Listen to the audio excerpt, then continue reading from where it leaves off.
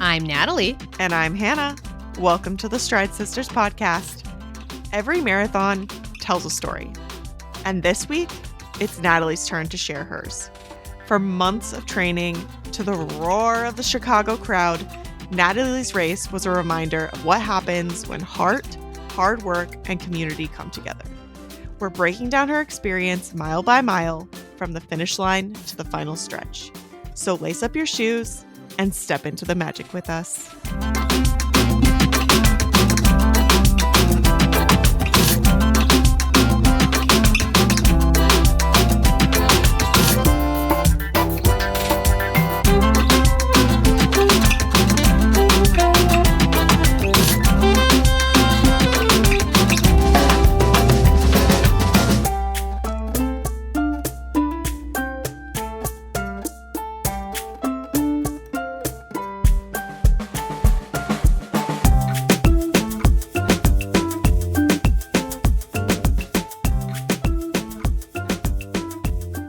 Now that we've gone off on enough of a tangent, see next week's episode.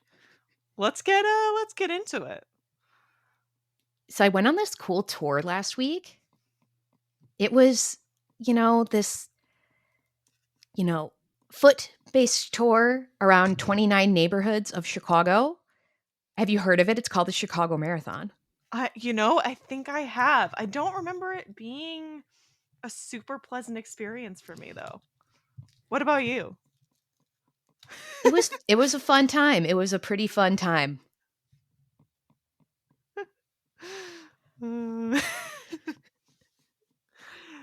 if you hadn't heard, if we hadn't talked about it enough, we're going to talk about Natalie's Chicago Marathon experience this week. So get strapped in. Let's talk recovery, I guess, for you, rather than, or maybe a little bit of training since then. So we can knock out our training usual stuff. So recovery's going pretty well. I have run. Love that. I have run once. And then Same. I've gone on a couple long walks with Mr. Natalie. And the run was special, but I wanted to do it. It wasn't like I feel like I have to. It was like, no, I feel like I could go out and run. Mm-hmm. So I went on a run Thursday, and it was something. But I was glad to kind of just get back out there and kind of shake off some of the rust. And then I did 3 to 4 mile walks over the weekend. So definitely healing up as best I can, trying to do as much mobility as I can as well to keep things, nice and loosey-goosey, and get ready for Wine and Dine this week. That's good. It's good to hear. Yeah, I feel like even though Chicago wasn't great for me, I remember like the recovery being a lot better than I thought it would be. So I'm glad to hear you're getting ready and excited for Wine and Dine this weekend. I'm also very excited, also very terrified because, last week I said that I was feeling better, which is true. And so I tried to go for a run. It was more of like a really fast walk, I would say, more than a run on my treadmill, because I wanted the like comfort of being able to ditch out if I didn't go well. And it felt okay. Because it was more of a fast walk than a run, I didn't feel like I was dying or anything, which is looking good. But now I'm on antibiotics again, so I'm sick again, kind of. It's a great time to be alive. I know everyone's probably like sick and tired of the Hannah, it's a running podcast and you're not running, but like I'm sick of it too. So we're getting there. I like hate this parallel for you for like, remember June and how June plus Natalie was not like a good combo of things on the running front of like sick and then better for a second and then sick again and then better for a second then sick again. Yeah, that's I don't love this for you. But we're just getting it out of the way. Yeah. I'm hopeful. So, fingers crossed. Guys, everyone send the good vibes. We're going to have to do a good vibes healthy dance. It works really well for me with weather, so hopefully it'll work well for health and wellness as well. I'll cheers to that. Mhm. On a tangential, somehow it's training-ish related. I wanted to let everyone know that we went ahead and started a holler hype group for the Stride Sisters podcast. So if you're interested in getting some holler hypes, maybe during Wine and Dine weekend from us or from other members of the community, you can join us over there. It's just the Stride Sisters podcast, so it should be pretty simple to find. And yeah, can't wait to see you there. Should I tell people what holler hype is in case they don't know? Yeah, I think so. I probably should have started with that, guys. Sorry. Um, so holler hype is an app that you basically, when you go on a run, training run, race, whatever, you essentially like go live in a way. So basically, you'll be in this group and it'll send out a notification to other people in the group that you are currently on a run. And people can send you a hype message. So it's like a little voice memo, and you can say whatever you want. Please be nice. We do not stand by bullying or anything mean, and it's a swift way to not be part of the party. But yeah, you can tell people like, "Good job, you've got this. Like you're doing great." Whatever. I mean, you could send a whole novel if you want, and it's live, so the person on the run will get the message as they are running. It will come through to them like you are there on their run with them. So if you're like in a really tough spot of a race and you're not feeling very good, maybe someone will send you a hype right in that moment and like be able to help pick you up. Or maybe you're on a run and you're having a great time, but like now it's like you're having a party with your friends. So it just, sounded like a lot of fun. I've been using it recently. A lot of people in the Rise and Run community are also using it. I believe last week's episode for them, or maybe 2 weeks by the time you guys are listening, they said that members of the Rise and Run Holler Hype group have sent over 21,000 hypes to each Wow. other since they started using the app, which I want to believe was sometime last Run Disney season. And it truly is very, very fun. And I hope you guys will enjoy it too. Sounds pretty awesome. I haven't gotten to use it quite yet myself, but I keep hearing wonderful things about it. I'm like, oh, I got to get in on the hype. Yeah. But So funny. I try. It's almost like they planned that with their name. What about the Blister Brigade, Natalie? I heard you might have a contender. I do. So, my pinky toe. My right pinky toe. She's small. She's molded by years of dancing, where she kind of just curls under. She is always kind of a problem spot Mm-hmm. for me. Last year, when I believe we named her Anastasia, the blister I had on my pinky toe during dopey Mm-hmm. training, Mm-hmm. we not entirely surprising that I have a little blister on my toe. Um, my nails seem to be doing fine, knock on wood, but this is like kind of like right around the nail too. So Okay. I'm feeling like this is a boy blister though, Okay. personally. But yeah, it's like basically the whole tip of my pinky toe on my right foot. So again, really like not like a lot of pain here and there, or really like it's just kind of there at this point. Don't feel like I have to pop it. I'm going to keep it intact as long as I can, and like because it's been fine with wearing shoes, dress shoes, normal shoes, etc. So that's been good. But yeah, I wasn't entirely surprised to see this little champion emerge from the Chicago Marathon. And I have some contenders for a name. And you know, in the spirit of Bartholomew and Chester who came before this boy, I kind of feel like I need kind of like a long name, like a drawn out name. Um Okay. like kind of like regal, like could be a prince's name from the 1600s, like I feel, well, there were a lot of repeats there where there's like Henry the this, Henry the that. But I could also just kind of see Richard as Richard, maybe. I don't know. I'm not sure if I'm loving Richard.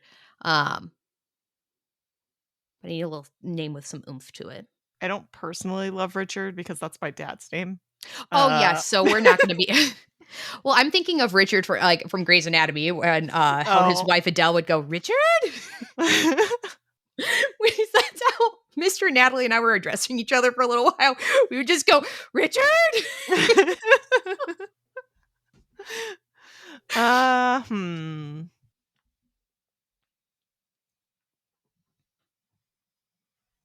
Like, is William too pedestrian? Like, if I'm thinking, like,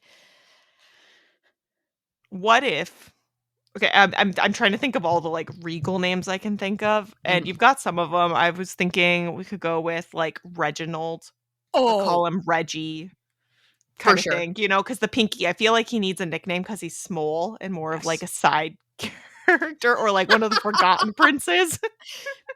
Reginald, I'm sold. I'm sold. I didn't He even get to go to Archibald and Archie. Basically, I had a bunch of ones that ended in IE, but No, I'm sold on Red. We can table those for later and hopefully never because I don't get another one like this. But Mhm. yeah, I'm love it. Reginald, that's it. We're in.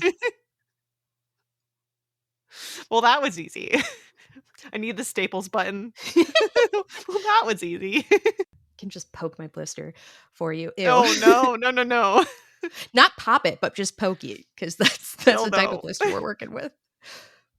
But overall, my feet did really well with it. So it's just that's a problem spot. And like I knew when I was wrapping my toes that in the morning before the marathon, like I was like, did I do enough on this?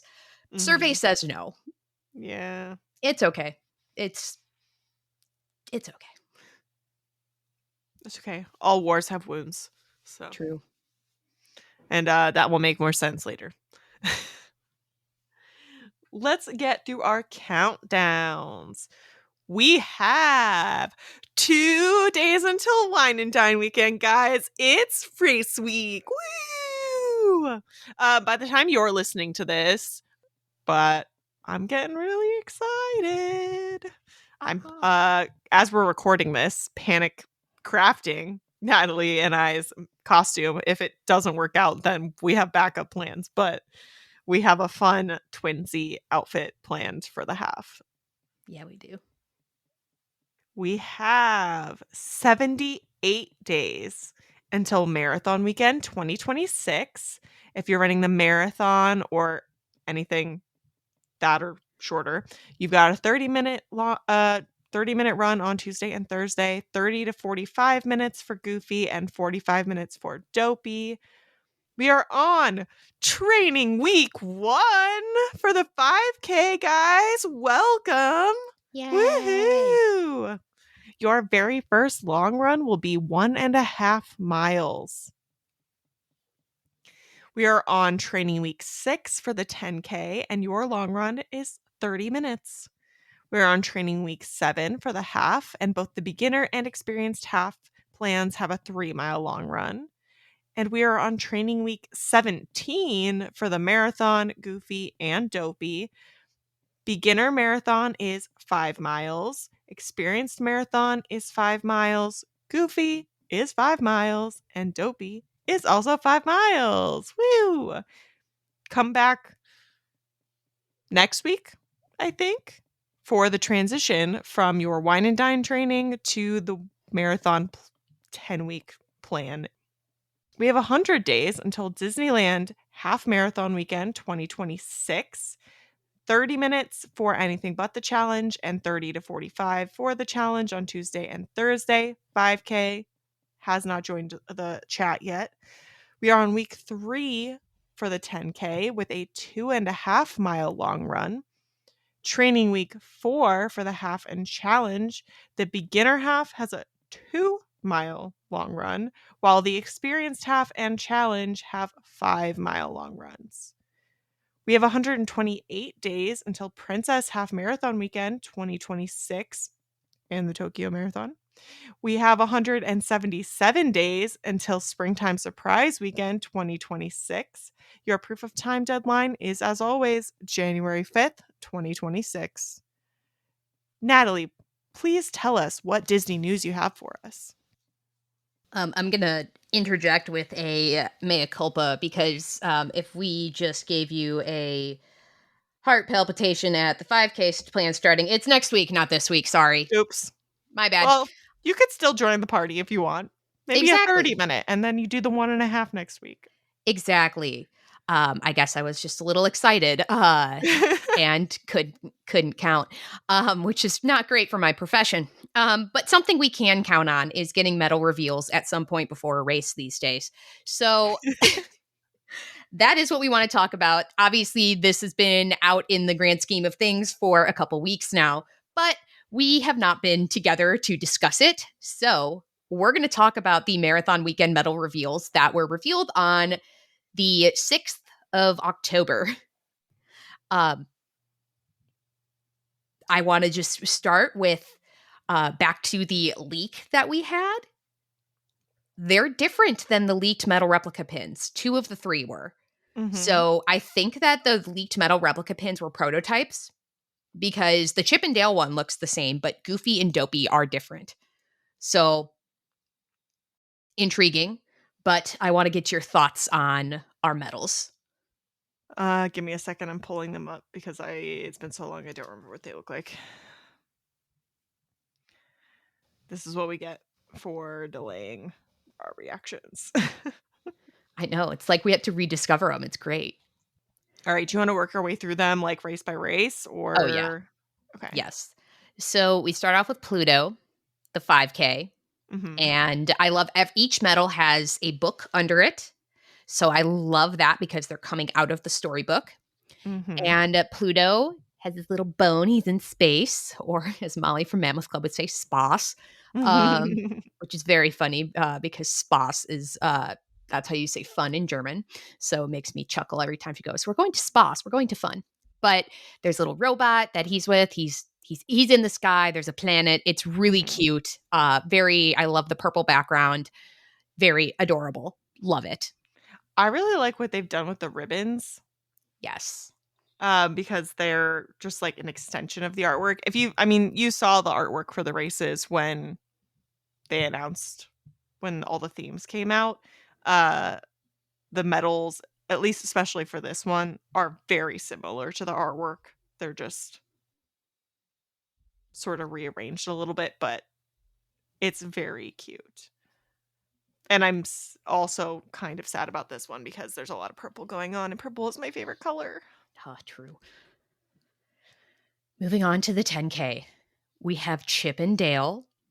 They're kind of in their Rescue Ranger gear, like kind of not, but they have their adventure theme. Mhm. They are holding their magnifying glass is Chip. Dale has his little acorns. They also are coming out of a storybook, and there's kind of woodsy adventure theme around it. I absolutely love this one. It's Mhm. especially because I feel like that's the one of the themes that people were the most meh on. Yeah. I which like okay, justice for Chip and Dale, but whatever. Um, I love this. It's just so well done and so cute. I think it's adorable. I like that it's not completely solid, Yes. So they like there's cutouts on this one where there's instead of just having a like a plain metal background or filling in like a foresty background to go with the theme, there's just actual cutouts, which I really like. And I don't know if I'm imagining it, but there looks to be some space between is Chip the one with the red nose? No, Chip is dark because he has a chocolate chip. Oh, duh. Dale has a red nose. Dale, there's some space between Dale and the back of the medal, and I'm wondering if he is on a spring or a slider, Oh, perhaps, because yeah. it doesn't look like Pluto's looks like very flat, solid, which is Mhm. fine. Um, but I do think Dale looks like he might be on a spring more than a Yeah. slider based on just sort of the configuration, but it could be either or. Or maybe he rotates because he's holding Oh, like a I think it's an acorn, but I could definitely see that. Ooh, yeah. I could see that too, and we'll see it this weekend because 'cause they'll probably have them out at the expo. Fingers crossed, yeah. I love them. 'Em. They're so cute. Moving on to the half, we have our romance theme with Donald and Daisy, and it is a pink heart coming out of a book, Mhm. and I think it's so stinking cute. It is. I love it. Love, love, love, love, love, love, love. That's the theme, Natalie. Love. True. All you need is love. It's so stinking cute. I love the flower on there that's like it's like the daisy. I love that like it's Daisy and Donald. I love when they have the characters holding a medal. It's like kind of like I love the meta Mhm. moment of that. And it is just so stinking cute. Yes, Just it's wait till we pink. get Dopey because I have feelings about Dopey. Oh, ooh, my boy. I know this was like his people like, oh, it's a pink heart medal. I'm like, yeah, but that was also the theme, and we're probably Mhm. gonna still get a gray shirt. So um Maybe. I really hope I'd love to see like pink or whatever, but I also kind of understand that it's yeah. I think it's so stinking cute. I love that they're in purple. So Daisy has Mhm. a little purple singlet on. Donald looks like he's in some blues. Daisy has her purple bow. I just love them. They're cute. It is adorable. Do I mean, I do kinda wish Daisy would also had a medal because she's dressed to run, but she kinda looks like I feel like they kinda set her up to be Donald's, like, support character Ooh, a little maybe. bit. I do think that flower, though, might spin too, Yeah, up that in looks the like corner, because yeah. that's what I'm always looking for is, like, what's the special effect, because Disney medals tend to have something or other, although we have had a few now in the last couple races that have just been solid, which is those things are gigantic. You don't like, when you don't need them to necessarily, like, light up or whatever, but it is fun. Yeah. See, my headcanon is that, like, Daisy's got her medal, but, like, it's, like, kind of as she's hugging Donald, like, you can't see Mm, it, but yeah, so that's definitely possible. she's a queen. And Donald's wearing pants and Daisy isn't. Ooh, Although, to be fair, scandal. I like to imagine that Daisy's just wearing really fluffy bloomers. True. She was optimized for these are her briefs. She was optimized for speed, Oh, yeah. and, oh, I love that. It's cute. Shall we go on to the marathon? I think we shall. I love this. It's so good. Mickey and Minnie on their adventure.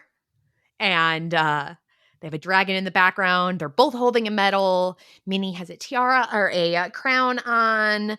And something I haven't mentioned is that everything is kind of gold rimmed. So it's like the Princess 2025 medals where they had that Mhm. or they had that cohesiveness with like the gold rimming around it. I think this is so stinking cute. Mhm. And I just love it. It definitely fulfills the fantasy Mhm. brief for sure. I really like the dragon. He's cute. I think the shield, because it's upside down in the photo, probably spins or something. Yeah. I feel like they're adding, like, little pieces that spin. Um, funny, I don't know, if you zoom in on some of the metal photos, there are already chips on them in the photography. So, I'm just gonna put this out there to be careful with your medals. Um, yeah. Do we think that the I don't th mhm, I don't know. The dragon, I don't think actually moves, but, like, he could look like No, I don't he think so. I don't think Mickey or Minnie does either. I don't feel like they look like they're raised, like, well, Mickey's shoe kinda has a shadow, but I don't think it's a shadow because of, like, he's not at a uh spring. no, I don't think so. I think it's just the angle and, like, the lighting, because I think they took this photo kind of like either sunrise or sunset. It looks more like Mhm. sunrise to me. Um, but yeah, I don't know. I think they're going more with, like, side bit pieces, like, smaller pieces that, like, maybe are less critical if they break. I don't know. It would be fun if the dragon's eyes lit up kinda how they did with the Halloween ones, but I don't Yeah. think They could be, like, kind of like a like, not like a light up necessarily where the, like, glow Hades in the lit up, dark but paint. yes. Yes, because I think the Haunted Mansion one from Disneyland in 2024 did have glow in the dark on it, and that was pretty sweet. I think this is a fantastic medal. It's so great. Yeah. On to Mr. Goofy. This is a This is medal. like, come on.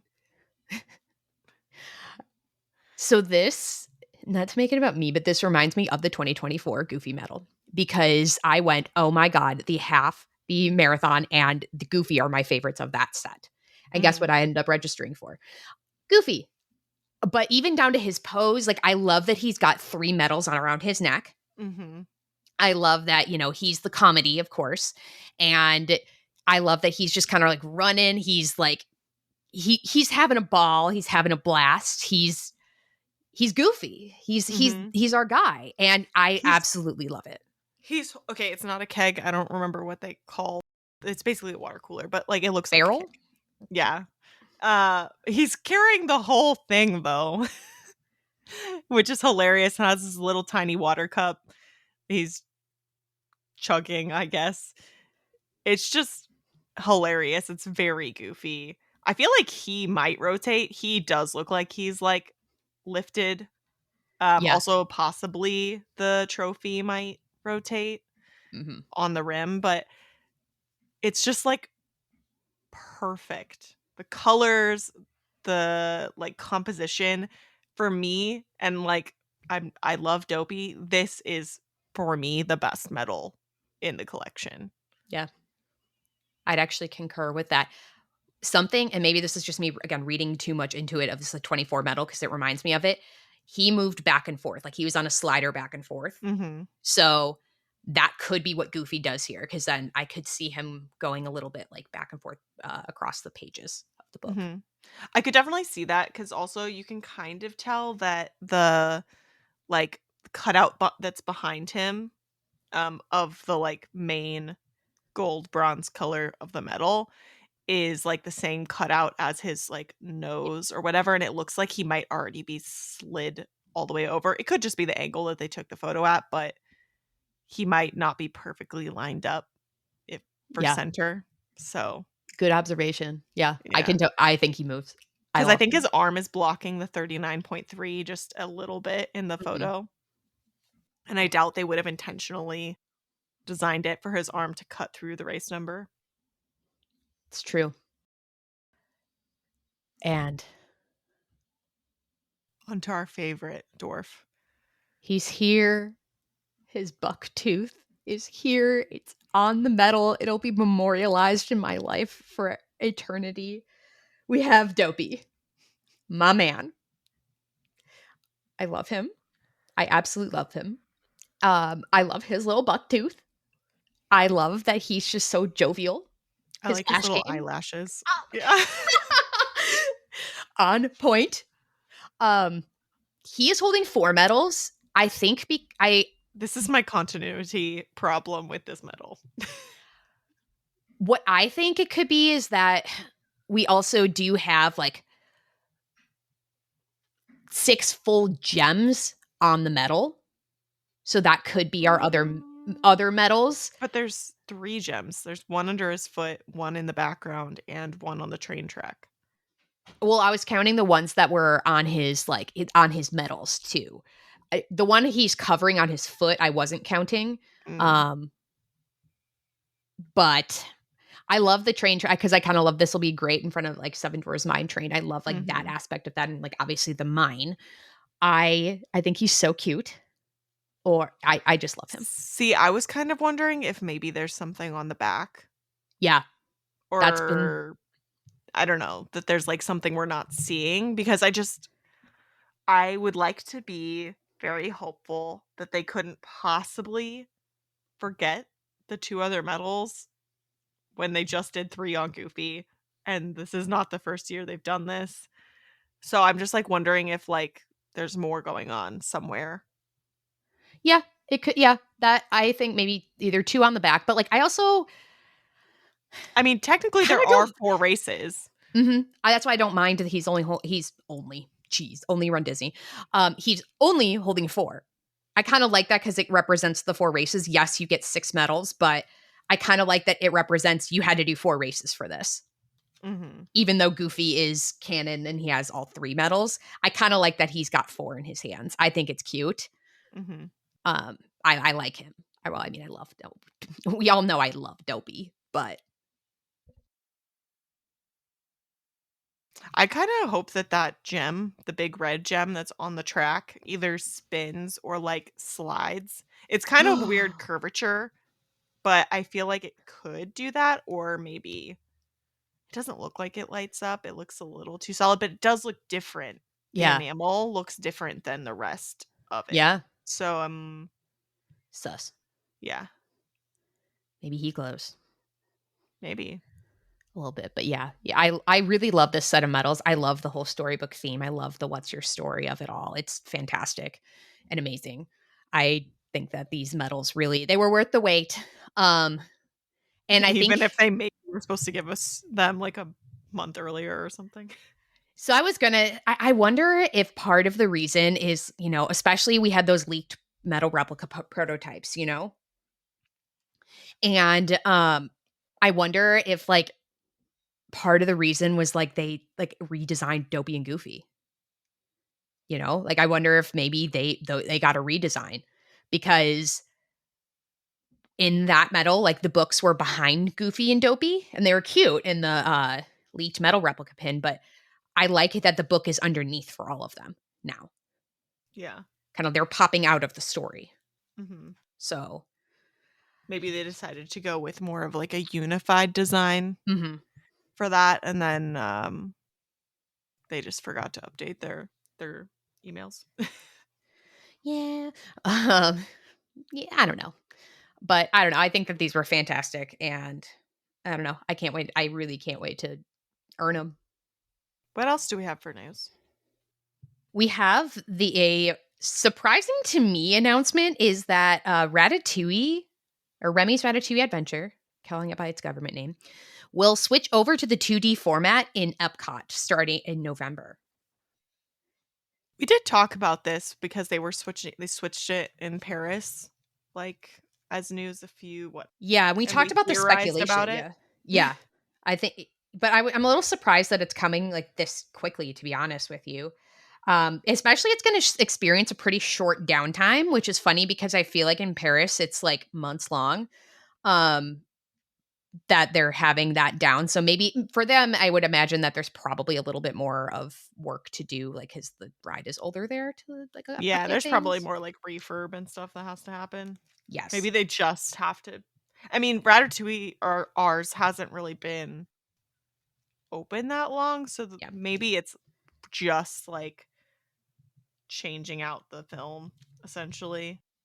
It's not real film, but like, the Mhm. digital file kind of situation. You mean they didn't film a rat cooking? Huh. Yeah. What? Um, but yeah, that is interesting. It's going to go down from November 10th through 13th. Only that amount of time Hmm. to go over to 2D because I believe that in Paris, at least when it was announced, it went down in October and it didn't have like I think it was like generally spring of 26 that it would be coming back. So super interesting. And then over like there's stuff, new props and enhancement coming to the queue and attraction over the next few months. But I know that this is exciting for a lot of people who struggle with the motion sickness aspect of Remy's Ratatouille Adventure, and they might be able to actually ride again. I've never struggled that much that I can't ride the ride, but sometimes I do just like have to close my eyes. Yeah.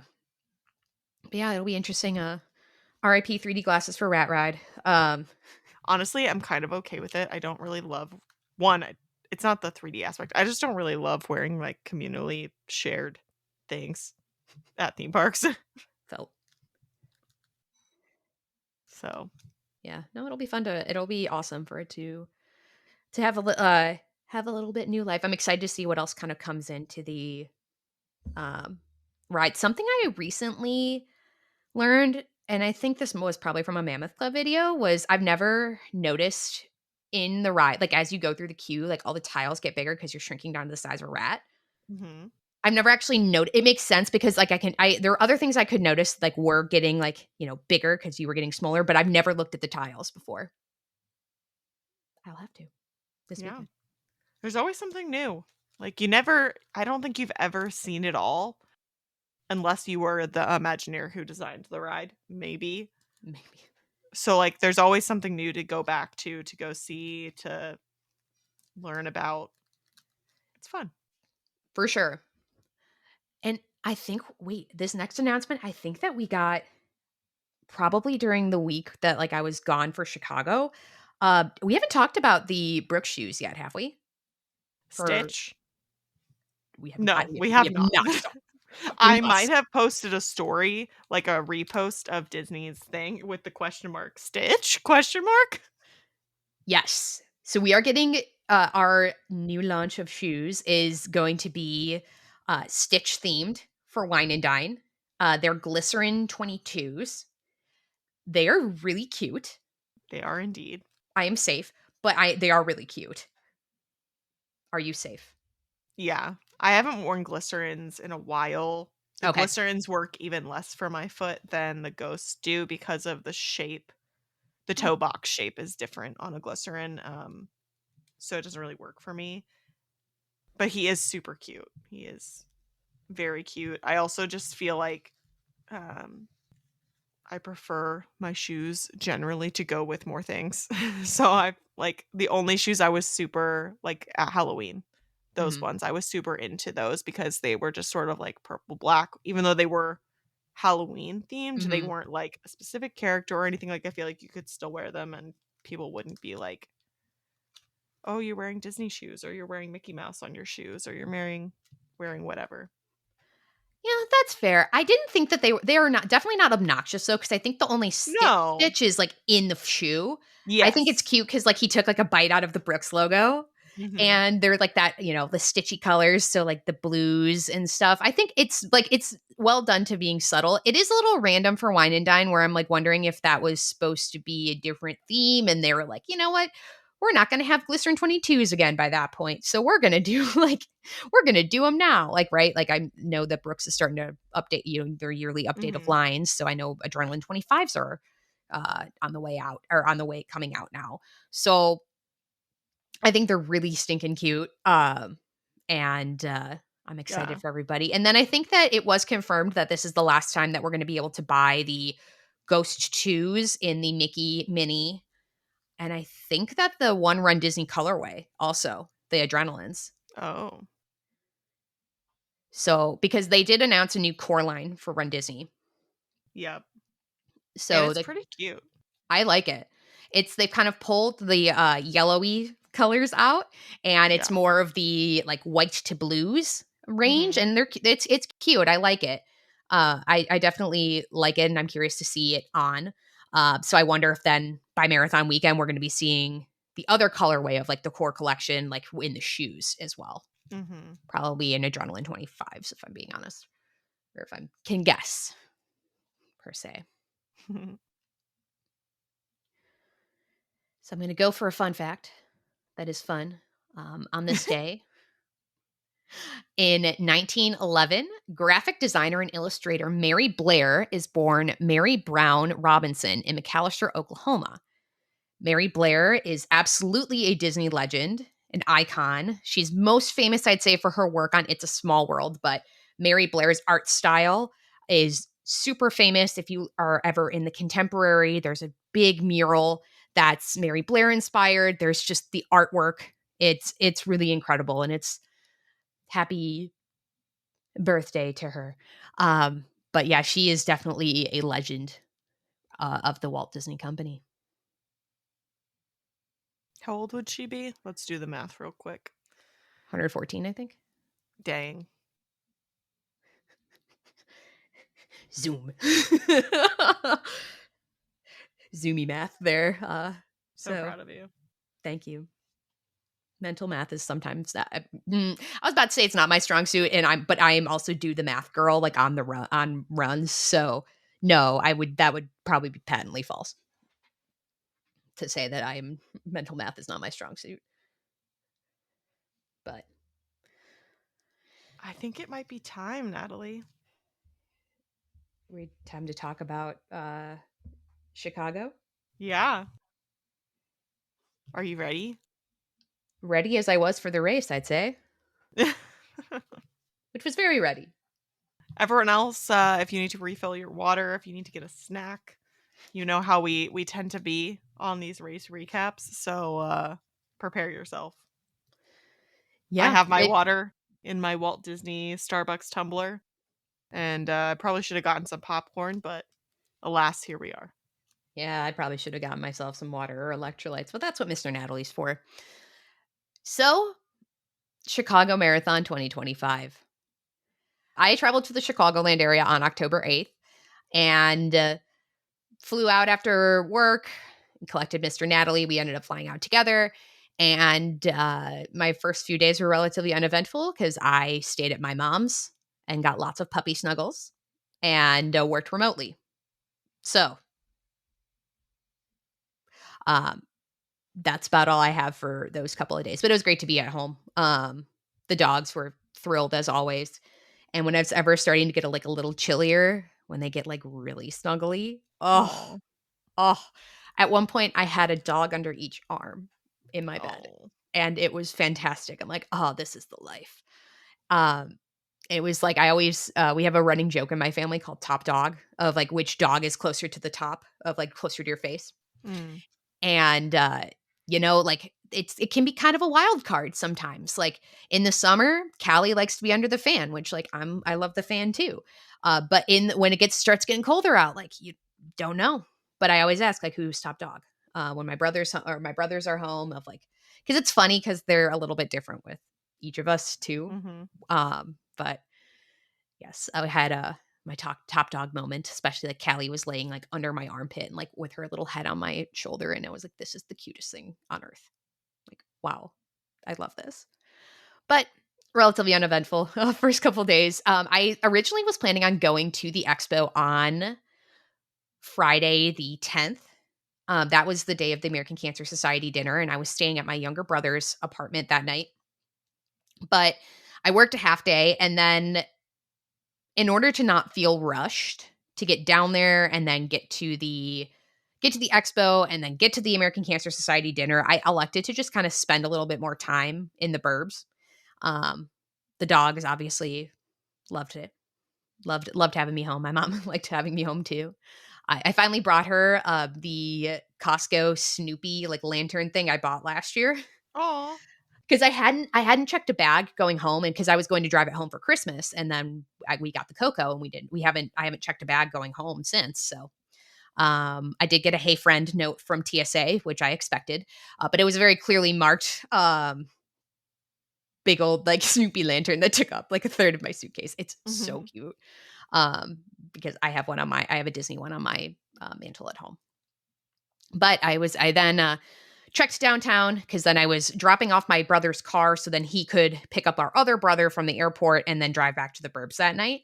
And you white knuckle a little bit down to driving down to Chicago. It was fine, really. I mean, traffic was fine. I'm really actually not like that. It's just like you have to keep your head on such more of a swivel driving in a city, and especially when you get used to like city driving in Nebraska is like suburb driving in Chicago. So head was on a swivel, but I then had my brother drop me after I dropped off my bags at his place. He dropped me off at the Palmer House, which is where the American Cancer Society events were, and it was great. I did feel a little bit like a fish out of water in a way because like I don't really have any villains gear. I do have a bow. I have a Chicago bow and I have another DLS bow. But I was like, the dress code was like, I think it's like business casual, whatever. So like I wore like a nice like sweater and stuff. But I We are the originally, epitome of business casual. We are millennials. true business cash to the club. Uh, What a time. What a time. The peplum top and the, chunky Ugh, statement necklace. I Oh, never liked yeah. those. I like. No. I liked a statement necklace. I never liked peplum tops. Oh, I loved peplum tops. They were so, like I loved a peplum top. Because because they're very like flattering, like especially on my body type too. Like I'm like very like like oh I loved a peplum. Not like a super dramatic one, but like just like a little like in and out. But it was great. But I kind of I was very thankful for somebody who had brought name tags because we all like had like a name tags, wrote our names on them, and it was funny because it says like villains, like where evil feels like home, and we had like a quarter of the room for just the villains team. It Wow. was amazing. So there were 94 of us on the final count of the team. I know we had one or two or maybe three that weren't participating who couldn't participate. So and then people's families, people's um say and people their support system. I went alone. I had offered to Mr. Natalie, I'm like, I have enough tickets that I can bring you with, or my mom, but um, that was a solo operation that night for me. But it was good. I got to meet a lot more of my teammates in person. I was like trying to like match like name to like what like their little tiny profile picture in the group chat looked like. Um, but it was great. It was so nice to chat with so many other villains. Kind of like a cool atmosphere. We honestly like filled this entire, I guess like in years past, like they'd filled maybe half of the room. We filled this giant space. It was on the fourth floor of the Palmer House. And the dinner was fantastic. It kind of really just reminds you what you're doing this for. I cried like 6 times. We were named, we got the Hero of Research Award. So we raised enough money to name a grant. I don't know exactly how I know that we've had some names tossed around for the grant, but I don't know when exactly we have to make that final determination on what our grant is going to be named. But definitely exceptionally impactful. There was also somebody on the American Cancer Society team who raised more, like as a solo participant, more than we did. His name was Jim, and we were kind of watching the numbers as a team. We we're like, dang, this Jim guy, he's got to be a villain with us or something like that. But yeah, I think his story, I believe, was for he mobilized with when his spouse was diagnosed with cancer. He had like $100,000 donations from people. He raised over, I think, almost 250 alone. Mm-hmm. But absolutely incredible. And he also was a hero of research. Something else was that one of the elite athletes, Dakota Popane, made a name Lindworm or prior name Lindworm, one of our U.S. Olympians from 2024. She was not at our dinner, but she did fundraise for the American Cancer Society, so she definitely got a shout out there. But it was super duper impactful to see, we raised, as of that night, it was $2.8 million, over $2.8 million. I think that we ended a little closer as like a full collective around 2.9. And it was amazing. It was incredible. Getting to know some of the other villains. Just to say that this is a generous group is like an understatement. It is like there were little like gift baggies that people had made. There are little like kind of presents, little like stuff like that. And just like everybody was like so friendly and wonderful and welcoming. And like I felt like a little bit of a fish out of water. Like, cause I don't know too many of the villains all that well. Like I know who Data Man. I know Heather, one of the balloon ladies. And like I know kind of them, but like in terms of like, oh, that's what you look like. Or like kind of getting to know other people of like, it was phenomenal. They're what a wonderful, incredible group. And something that we had done is that there is a runner in the Run Disney community who suffers from certain diseases, and she kind of like has been kind of like a walking miracle in a lot of ways. And she had a couple like really not long before Chicago kind of said that like basically like she is her illness is terminal. Like I'm giving up. Like I think that like I can't make it. And what the villains did is we immediately mobilized and we got her to Chicago, and we're gonna get her to New York too. And she was at the dinner as well because somebody was like, "Oh yeah, I have an extra ticket for Amanda." So she was. I'm very like just like again the generosity of like the very first thing that like all of us thought of when we saw her post and like Run Disney Run of basically like it's hard for me to, like, accept that this is like the end of the line was like, oh no, no, no. We're gonna get her. We're gonna get her here. We're gonna get her to Chicago. Either donated hotel points, airline miles, got her flights. And it was so she was also there as our I wouldn't even call her an honorary villain. I would just call her one of us. So it was great. It really set the mood for it definitely set the mood for the event in a lot of ways, and kind of made me start. This was kind of starting to the foundation of like, okay, I feel like I like couldn't run with anyone but American Cancer Society for Chicago. But yeah, it was amazing. And what a celebration of all the fundraising that we've done over the last year, and then it was just being there and just really getting hyped for the race. That's amazing. So I headed on home, meaning my brother's apartment, and then I went to bed. And then it was Expo Day. So my this is the first time ever that I've ever gone on the last day of the expo for my first time. Um so that was a little bit of a new experience. And it was at McCormick Place in Chicago. So it was definitely like a decent Uber ride away from where my brother lives. Um Definitely I've learned that fantasy football is like a really good talking point in an Uber. Mhm. Definitely a really good talking point. I'm not checking my score at the time of recording, but I was doing better than expected. It was one of the first times in a while I've woken up and on Sunday and like not been mad when I opened the fantasy app. And I'm not projected to win this week either. So like it's just as long as I can get close, the 1 point wonder will be happy. But I got my way to the expo. I think I got there by 9:30 in the morning and walked through the McCormick Place, and I was glittered up because it was an expo, so duh. Had a Run Disney shirt on, the Zippity Tees Marathon shirt.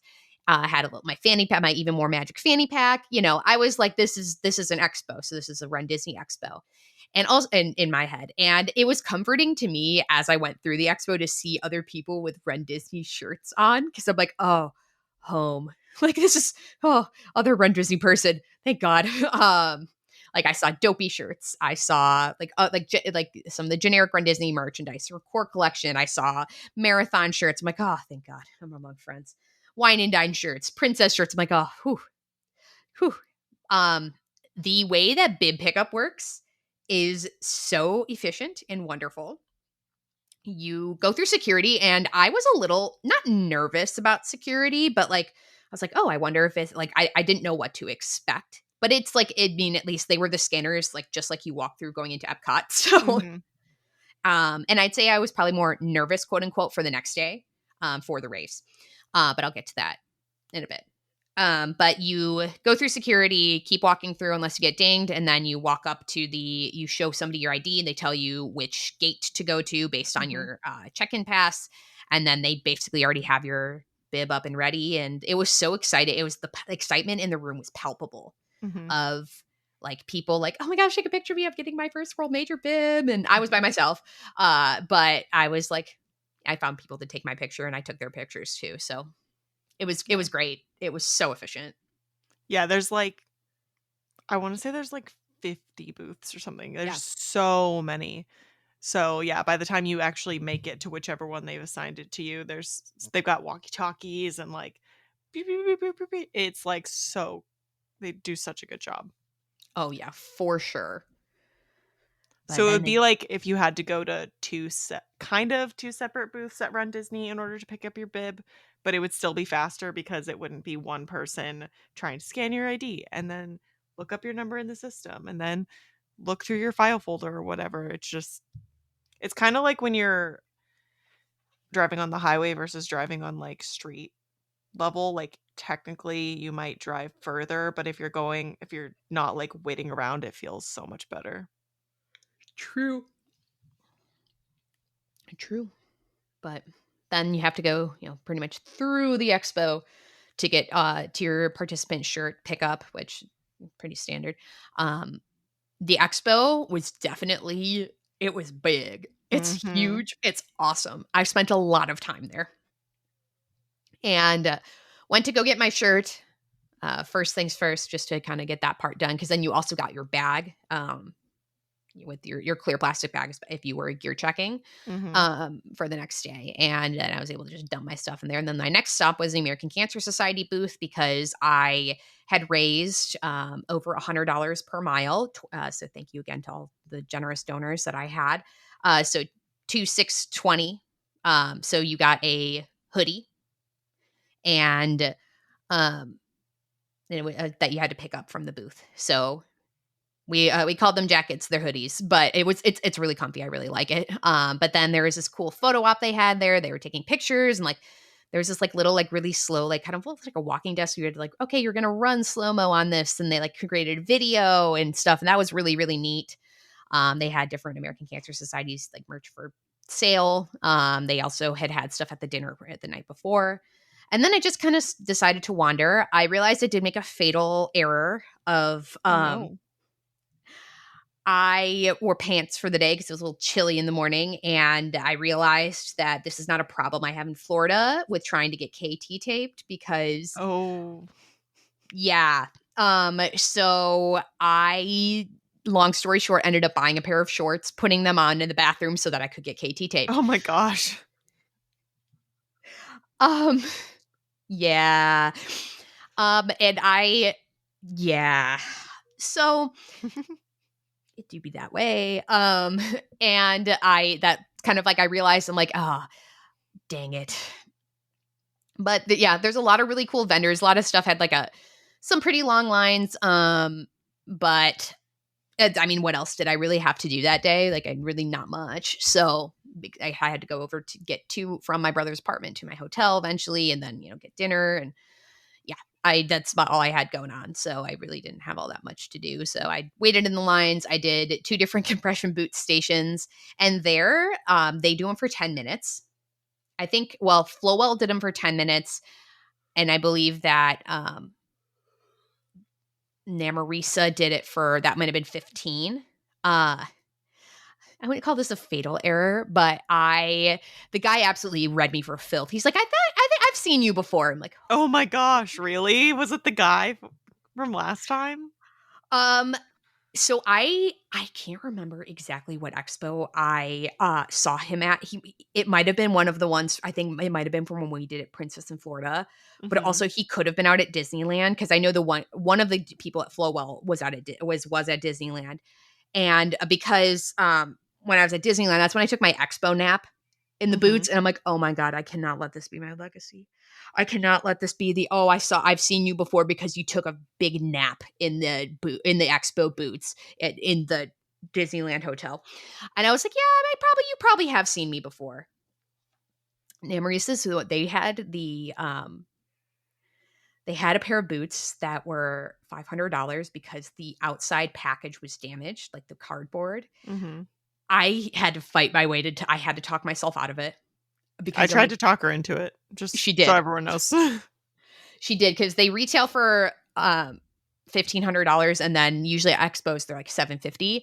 And I was like, oh, I was almost talked into it. But then I was like, okay, if I want to like spend the money on the boots, like I kind of want because the Flowell ones, I call it Waluigi mode because they go up like and they work your Mhm. hips and glutes too. I kind of figured I was like, okay, I could save the money and I could spend or buy these, but but if I'm gonna have to buy a hip attachment, I know Therabody makes hip attachments. Mhm. Like, is that what I want? I like if should I just spend the money once and get the boots Mhm. that I actually want, the Waluigi ones? So and I didn't buy those either because I'm still figuring out some stuff with the HSA thing because it's still in my old name. So oops.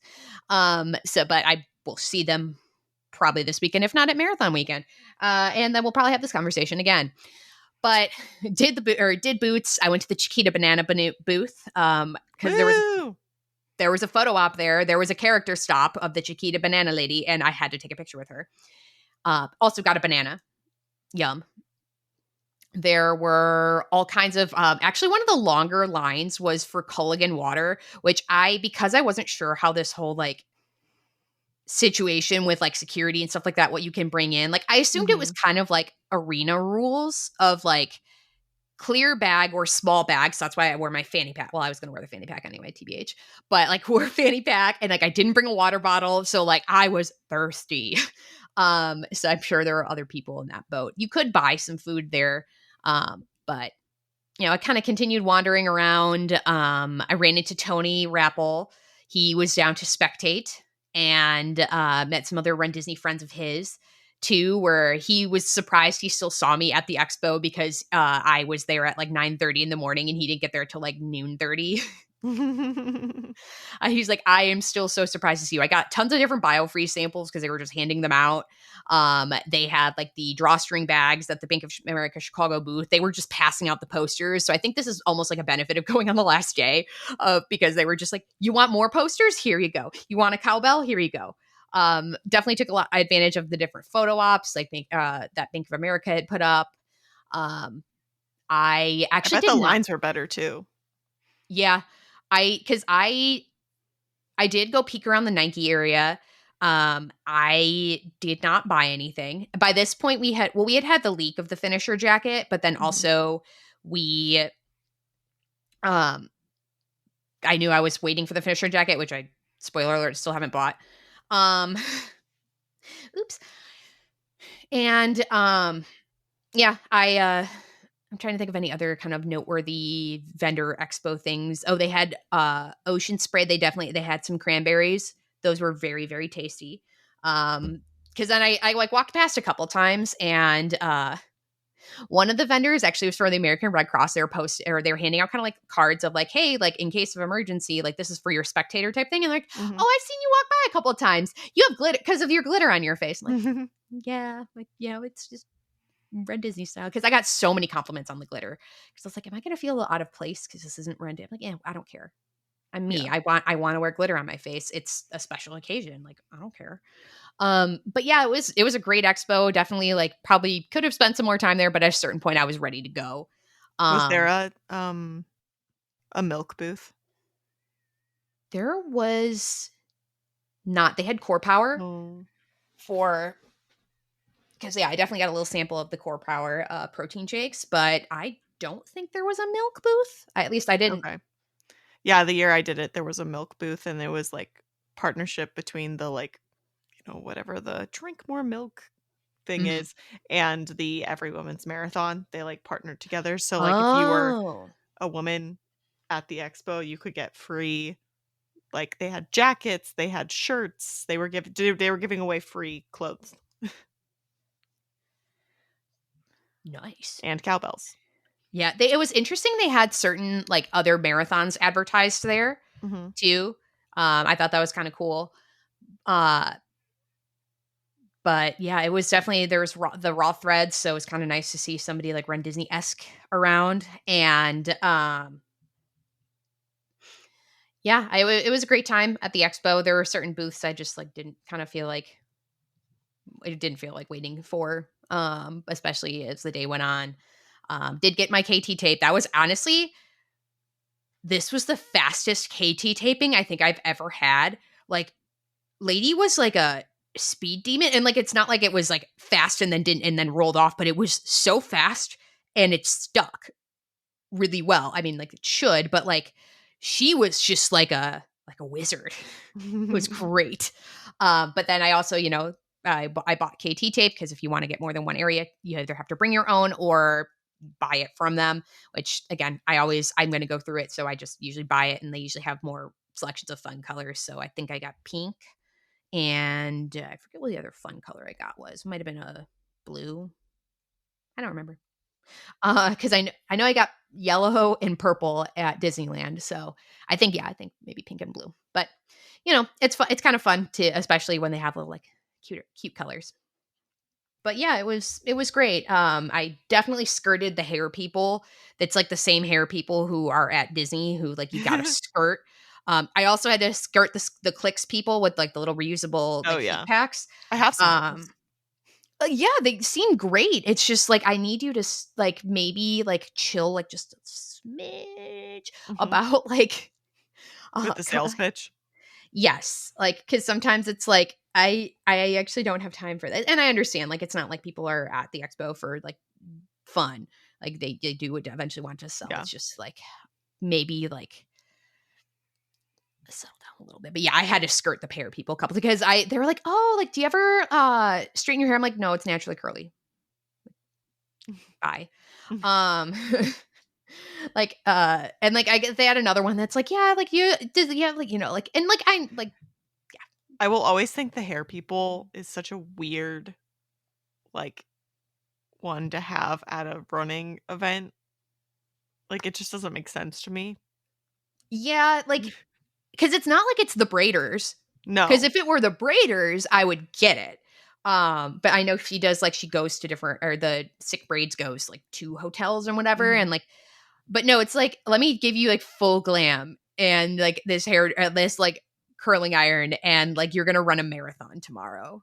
Like I get it a little bit more at Disney because like we're a little more costume oriented and stuff like that, but instructions unclear. Like, but yeah, I always like think it's like I'm not gonna and like you could smell frying hair. Like this is so bad.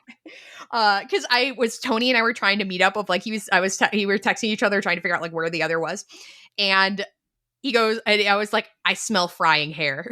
Like that's how close I am to the hair booth. But yeah, it was a fantastic expo.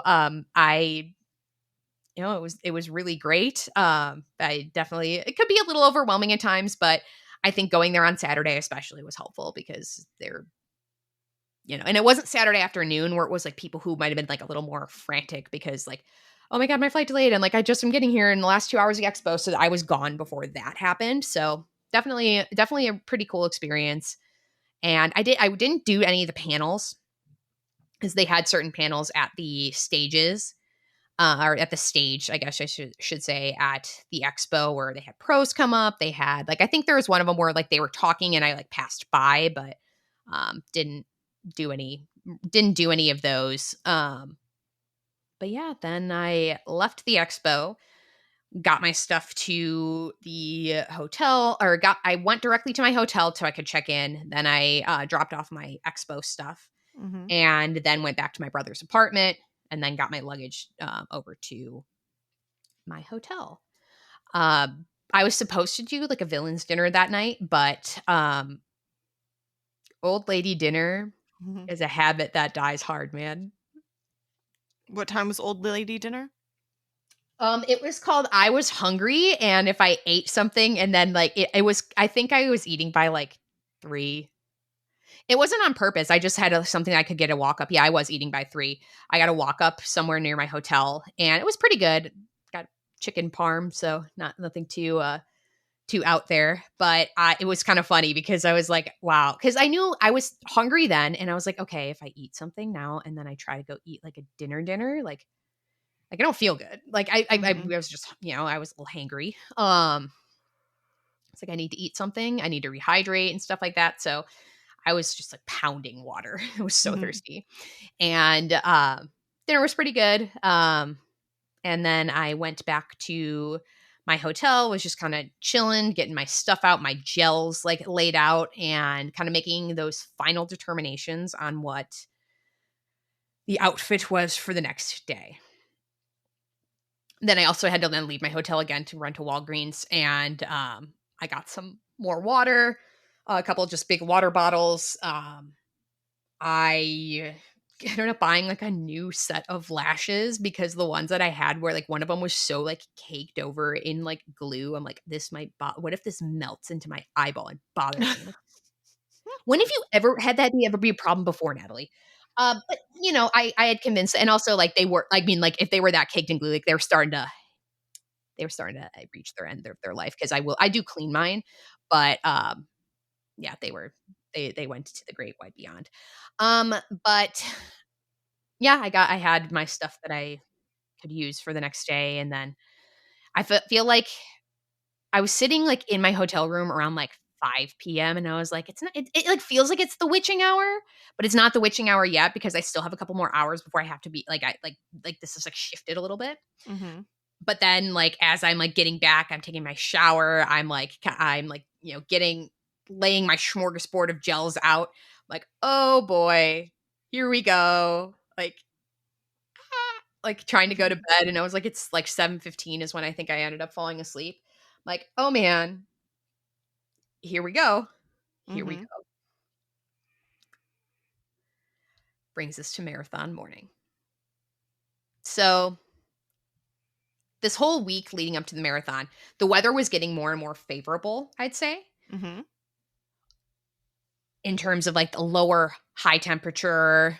Once I started seeing even like 40s in the morning, I'm like, ooh, even though they were like high 40s, like, let's go. Like that is ideal. That is Mhm. perfect. This was widely reported as like perfect running weather. Maybe for Connor Mance, who set the I was American like, for the people in A, for the people in wave 1, maybe. Or also like if you're spectating for sure, I'm glad that everybody who I had Mhm. out there for me like wasn't uncomfortable. But so that was kind of like that was my debate even leading into like the weeks before Chicago of like I have my tried and true pants and like I did end up like kind of rolling them up a little bit so that are like folding them up so they were more of a capri thing. But kind of knew like I was kind of risking like heat, but also you got to do a tried and true and not chafe because that I Mhm. didn't do except for one like teeny tiny spot. But um so, um, I did spiral and buy a new belt at the expo. I didn't use it for the race, but I am gonna start implementing that, because I wanted a new, like, a waist pack anyway, Mhm. because then there was that debate too of, like, okay, like, how okay is it to have a hydration vest just if you don't have the bladder in there? Mhm. And I'll get to how security went. It was fine. Um, it was just fine. So I wake up in the morning around 3:45, which was about half an hour before my alarm was going to go off, and I'm like, well, okay. I had arranged to walk over to the Palmer House with some other ACS athletes and who were also looking for walking buddies, so that was great because we ended up meeting down at like 5:30 in the morning. In the lobby, and we just chit chatted the whole way over. So that was great, kind of helped with the nerves. And then eventually, like, you just started all filtering in with other runners. So it's kind of like, it's funny it's kind of like at Run Disney where you like everybody gets off at their bus stop and we all just start merging into like one big unit. Mhm. But that was great. Um, but I made my final determinations for the morning. I ate a little bit. I drank some water. I brought some water with me to the Palmer House, and then there was an ACS thing in the morning. So there was like light breakfast. If you wanted it, there was water. There were like stretching stations. We had our own private gear check at the Palmer House, which was really nice. And um, yeah, so I went there. I actually met up with there two people I knew from high school were running for ACS separately. So I hadn't seen either, I think, since we graduated, but I kind of lightly kept in touch. And especially over the last year when we were all like, oh, I'm running for ACS. Oh, I'm running for ACS. Oh, I'm running for ACS. So it was great to chit chat with them. I wish I thought to get like a picture of all three of us for like the alumni newsletter. But next time, because we were legitimately for like a couple hours, like kind of just like nervous chittering, chit chatting. And like it was both of their first marathons. And it was funny. It was like nothing had changed in a way. Um, but like things are obviously different, but they're like kind of not. We're all married now, and we all like new name who dis. But it was great, and the villains also were around, and it was great. They had like corral walkouts. They ended up having two different ones for wave two. So they had told us what the different times were that they would kind of then lead you out to Grant Park from the Palmer House. And they ended up having a second one for wave two that wasn't too far before mine for wave three was. Something I didn't mention is that I was in Corral L for Corral Leo. Pope, Woo! baby, Pope. I have been holding on to that piece of lore for 3 months now, and I've been waiting to make that joke since July. Okay, Pope, baby, Pope. In Corral Leo, we trust. Also, but another way you can look at that is that you take or like, wow, I'm taking an L in Chicago. We'll get there later. And Okay, but maybe we talk more about the Pope. Tell the people about the amazing tattoo that I made you that you couldn't wear because the stupid mail didn't deliver it on time. yes, Hannah made me a beautiful, gorgeous, wonderful, bless this race of the Pope holding a Chicago flag, and it was beautiful. Yes. He It was will be so cute. worn. He's so stinking cute. and he just didn't make it to my hotel until Monday morning. Which is dumb because I overnight shipped it like next day early, Yeah. like the super fancy shipping on Friday. I mean, Yeah. guys, I do realize I should have shipped it well in advance of that. I'm not that delusional, but I was just really pissed. I'm about to send a like a very uh aggressive but not mean uh email to the mail service I used and be like, "What the heck?" Yeah, because if you should at least be refunded the difference between like what Mhm. the express shipping was and what like regular shipping was. But yes, we in Pope Leo we trust. But yeah, we ended up kind of as wave one, because I was there like when wave one was still like in the room and like they left, and then wave two left, and then like the second group of wave two left. And it was kind of like, oh wow, like things are like starting to get real.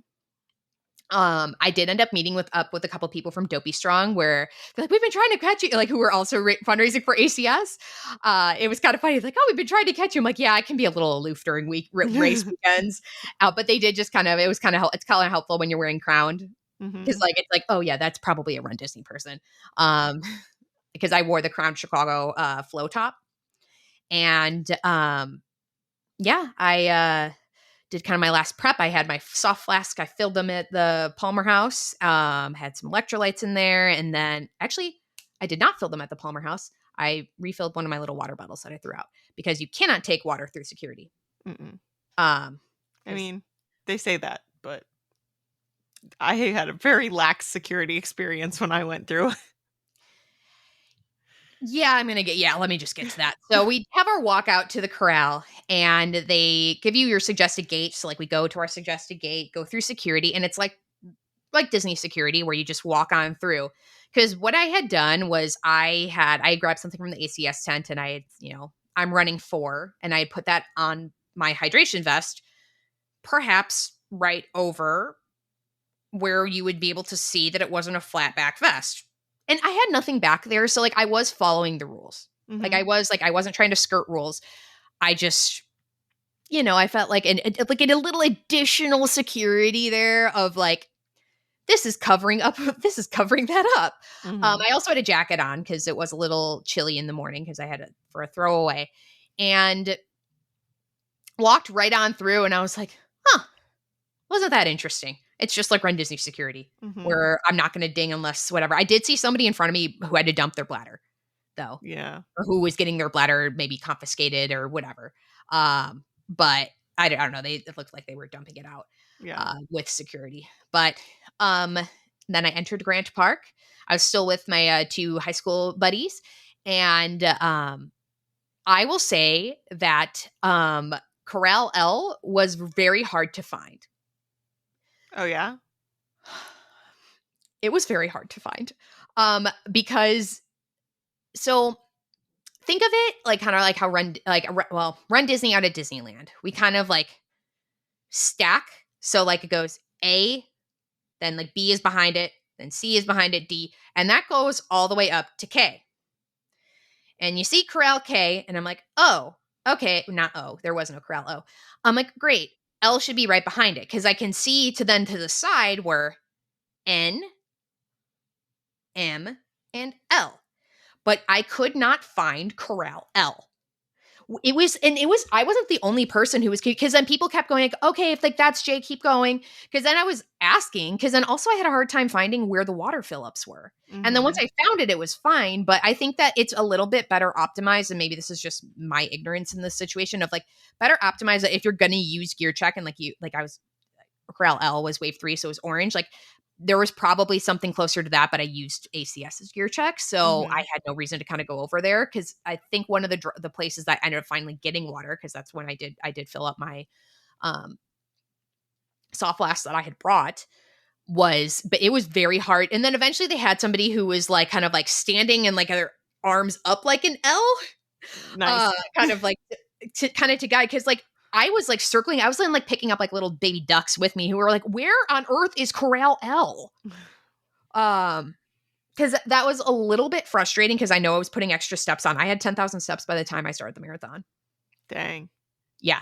So it was a little frustrating because I felt like I was just walking in circles and like I didn't have like a really good like map even to find of like where I was supposed to be. And again, do want to potentially chalk this up to ignorance in a way of like maybe there was a better map that I could have accessed like in the participant guide and I just don't remember, but I felt like it was very hard to find where L was eventually, and then we eventually found it. Because then I had split off from the two because they were waiting for porta potties. I used the bathroom in the Palmer House indoor potty. Mhm. Um, Prime potty. oh yeah, best potties. But it was definitely I was like, okay, all right, it's fine. And then especially because like I had about 5 minutes before they were quote unquote closing your wave Mhm. too. So I was like, okay, like I can't freaking find this. And then because it was around 8:05 when like because we got there, I think because my mom called me and we got there with plenty of extra time. It was just like me trying to find the freaking like area, like took me like 15-20 minutes. So I think that yeah, I'm gonna that's probably a little bit of beginner's bad luck of like I think that, but I also think that they could have had the volunteers a little bit better informed of like, hey, you're gonna see corral like J, H, whatever. You're gonna keep going toward the start line, and then you're gonna turn. Like I didn't feel Mhm. like I got somebody who could really explain that. Um, until like a little like later, who was like, okay, like because they kept going, okay, you're gonna go back, and then you're gonna like yeah. So that was a little bit frustrating, but not too bad. I will say what Tony had said about people not checking bibs, especially Yeah, for wave they don't. 3. Because I was thinking about it and I was like, because like I probably could have walked into Jay, no problem. I wouldn't because that would just not feel right on my end to do. Mhm. But like they check more strictly at Run Disney. Yeah. But yeah, because we definitely had people in N that were near us.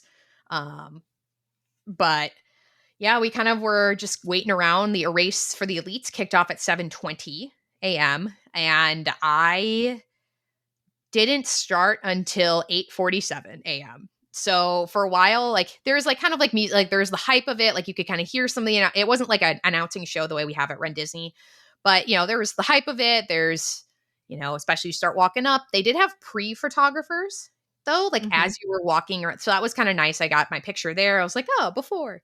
And they didn't have like a very defined start line. It was kind of like oh shoot, we're going. Like Mhm. I mean, like we kind of knew because we kind of knew that like we were going, Yeah. but like it wasn't like, oh, like I see start line above my head and Yeah. that is like this is like when I do it. So again, like I don't do a ton of other races outside Run Disney. Like I'm branching out now. Mhm. And I think that that might have been I don't know, I think I was a little surprised to not see like a full start like defined start Mhm. line. The only reason I knew I crossed the start line when we ran Chicago was because I knew I had to go over the timing mat. The Yeah. timing mat was my indication that I had started Same. because even though they release you and stuff, like there's so many people, it's just sort of like a wave, a like mosh pit of people Yeah. moving in the general direction. And they don't cut it up in the way they do for Disney where like, oh, you're behind the tape, you're behind like and the Yeah. sections are kind of small so you can tell like, oh, I'm gonna be in the next one. Hmm. You just suddenly are like as soon as I got in spitting distance, like that I could even see the start line, I was like, "Oh, it's happening, it's happening." I was like Yeah. so hyped up, but then I still was like waiting for a while and then all of a sudden I was like, "Oh, we Yeah. crossed the time mat. Oh, okay." Yeah, I know enough, obviously, because of Run Disney to know like what timing mat means, like what the timing mat looks like. So I was like, "Oh, here we go." It's But kind it of was like a in little speed bump yeah, thing. caution runners. But yeah, that part was a little interesting. Also, it was funny because I had said to my spouse, that he had sent a message saying Natalie is off, and I go, Natalie is not off yet. Just like because I didn't want to like have like expectations of like okay like where is she like is she good like Mhm. it was because I was like 8:35 was when wave 3 would start like the very beginning that I would Mhm. start and then that was K was the first corral in wave 3 and I was L. So I got off 8:47, and then we I start was the race. tracking your little dot on Find My Friends. I was watching you walk up the street that was so like she was saying, it was like an off street. So like there's the straight street that most of the corrals are on, and then there's a perpendicular street. So I Mm. watched you make the like L shaped, just like your corral, up to the start line. And I was in the car with Ben. And I was like, she's getting closer. She's almost there. Okay, I think she did it. I think she crossed the start line. Yes. And I was very close. Within less than 60 seconds of me telling Ben that I thought you had crossed the start line, I got the ding from the Chicago app saying that you had crossed the start line. Amazing. That is amazing. The race had begun. And it when they say it's electric, it's electric. Mm-hmm. It was awesome. Like you do go underneath the, now I'm going to call them P tunnels, like right when you leave Grant Park. Mm-hmm. But it's just incredible. They had a DJ in there that was really sweet. And I believe that was new for this year because Mm-hmm. I've seen a lot of really good feedback on that. And away we went. I did my best in trying because, yeah, your GPS goes crazy. And as I was standing at the start line, I'm like, but I don't know which way it goes. Like, does it go to like what it does Mm-hmm. is like you think you're ahead of like it thinks you're Where ahead you of are. where you are. But I was like, I never clarified like because people say don't trust your GPS, but I'm like, but what if that means it's going to say I'm only like 0.75 miles and I'm actually at 1, but I think I'm running slower than I am, and I'm not. No, it's like it goes like you have to catch up in a way, Mm-hmm. or like your bot like it'll ding, your watch will ding 1 mile before you hit that. But Yeah. I manually lapped on the course. And I felt like that was a good solution for Mm-hmm. that. Because eventually, like, I was like on it. It was You great. were. I was texting you. I was like, "You're within seconds of your." You have a. She had a pace like plan from our coach, and I had made you. I had calculated your paces of like what time exactly you should be at every single mile marker, and so I was looking at that, and I was looking at your timing, and I was like, "Oh my gosh, she's so on point." You're doing it. You're doing the thing. I was so proud of you that I got the first 5K ding and you were literally within like a second or something of the Mhm. like time you were supposed to be. I was like, "Oh my gosh, she did it. She listened. She didn't go too fast. Yay!"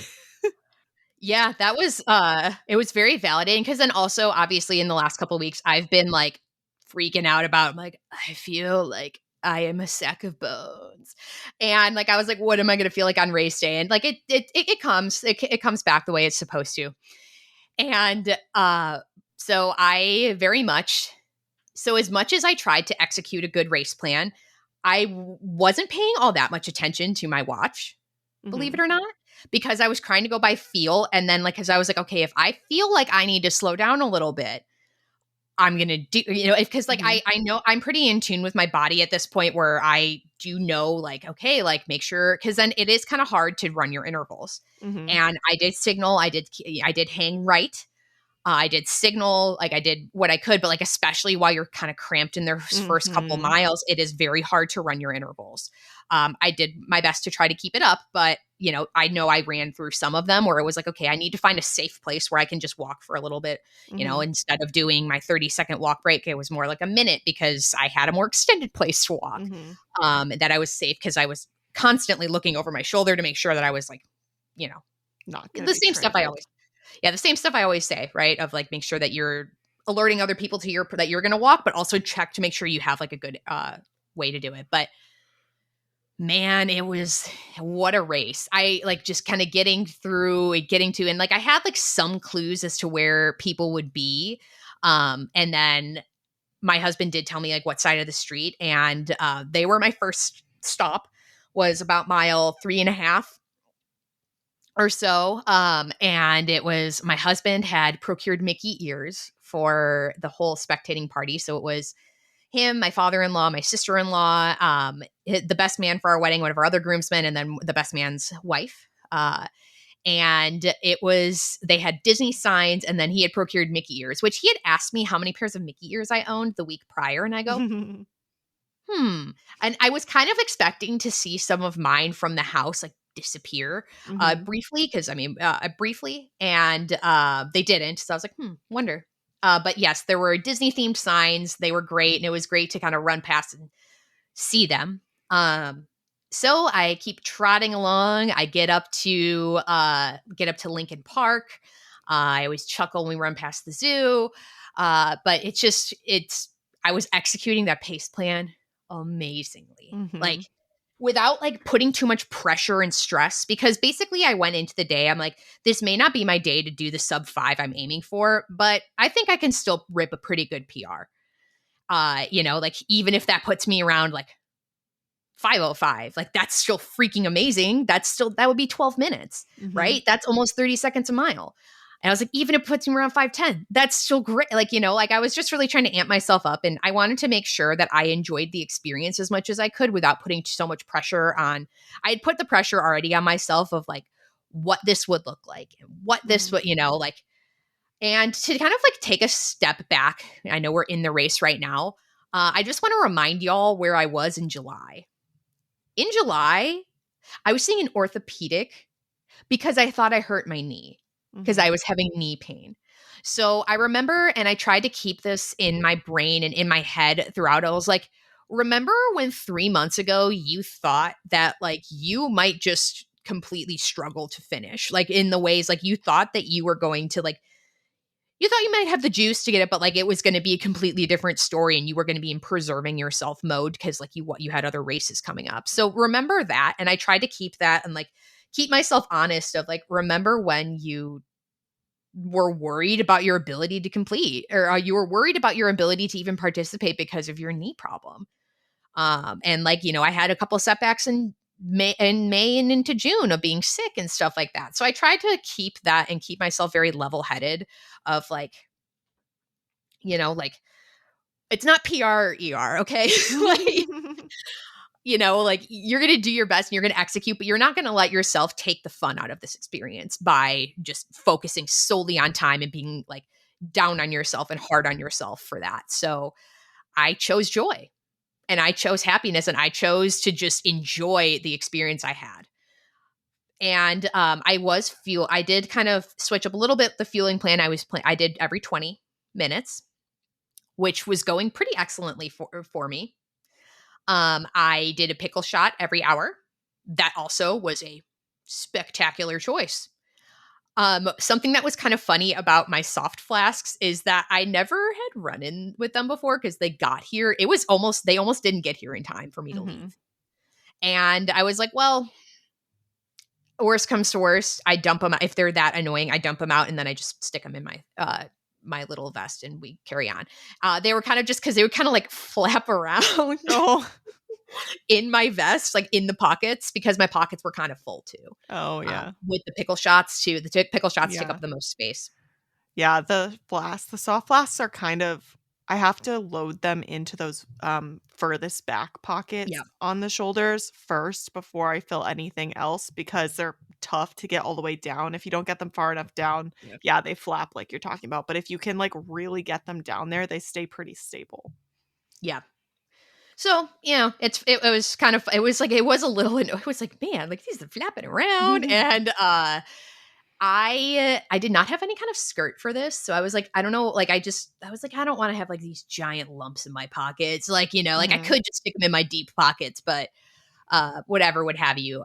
Around mile like coming up to the halfway point, still feeling amazing. One of our old sorority sisters actually caught me in Lincoln Park. Or actually coming when I was coming back down toward like the city. So it might not quite have been Lincoln Park, but Meredith. She actually Oh! put a picture of me. She told me that she'd be by mile 10. Mhm. And she did get me because I was on that side of things. But it was a freaking party. Getting to Boys Town, seeing the drag show, I was like, yes, this is so good. It was just electric. Mhm. And I had gotten a Pen and Pace's little bib from one of my teammates, actually, who she then got a lot of the villains were dressed up like cheerleaders Mhm. and had their names put on the cheerleader dresses. So she didn't need hers anymore. So I had that on there, and having my name on my bib on me was fantastic. I would say to everybody, yes, get your name on what you're wearing. Absolutely 100% do that because the number of people were like, yeah, go Natalie. You're looking strong. It was fantastic. It was amazing. Um, the first time I saw my family, I'm running along and I'm like, like, and I knew that where my older brother had, like, because I had given him some like estimates of when he might see me, and like, and I was like, hey, like, you got to take that estimate down a little slower, like a little later, but like, because I don't exactly know when I'm going to start. And I go, wow, I see you see big fat heads of dogs. I'm like, wow, that looks like Callie, my mom's dog. I'm like, wait, that is Callie. My older brother Joe had fat heads made of my childhood dogs, Leia and Binks, and my other two are my mom's current dogs, Remy and Callie, and that they were carrying around. And my mom got a video of me going, the dogs! As I ran by, because I was on the right side too, because that's where I was hanging for the most part. And I ended up tapping Binks. And like as I passed by, and I literally sent my younger brother, I like my thought process of, wow, that dog looks a lot like Callie. That is Callie. Because she has the most ridiculous diva eyelashes in the world, and she's so stinking cute. But it was so great. That was such a boost to see. I get up to the halfway point, and I'm feeling like fan freaking tastic. Things are excellent. I run it. My husband and in-laws and like the O'Malley clan. They catch me, I think, right before the half mark, and I run on by. I hit the half mark at a 2:34. I'm like, this is freaking on point, because I usually am a negative split queen. But even if not, like that's a really solid first half of a marathon, especially because I was feeling so good. I had to pee for the last like a couple of miles. So I was like, okay, like my executed plan of like, I'm gonna wait till after the halfway point to pee. Did that. And then it's almost like I leave the porta potty and then they yellow flag the course. I'm not even kidding. So going into like the weekend, it had been yellow flagged, basically just kind of basically exercise some caution, like just monitor things. Then it was a green flag for most of the first half of the race for me. And I'm back of the pack at this point, like the front of the back of the pack of sorts. So it's almost like I like get out of the porta potty and like then I'm like, and I had brought my own toilet paper, didn't need to use it, but I had brought my own toilet paper just in case. Um because I was warned, and my own hand sanitizer. Also had hand sanitizer. So I was blessed by the porta potty gods. Uh that'll be more relevant later. And it's like kind of as I'm like kind of going out where I'm going, I'm like, yellow flag, huh? I'm like, oh well, things feel fine now. And mile 14. Mile 14 is where some troubles begin for me. So, you know how I'm on here chirping about like test things before you do them on race, nothing new on race day? I tried to warn you. Okay, I did heed the warning.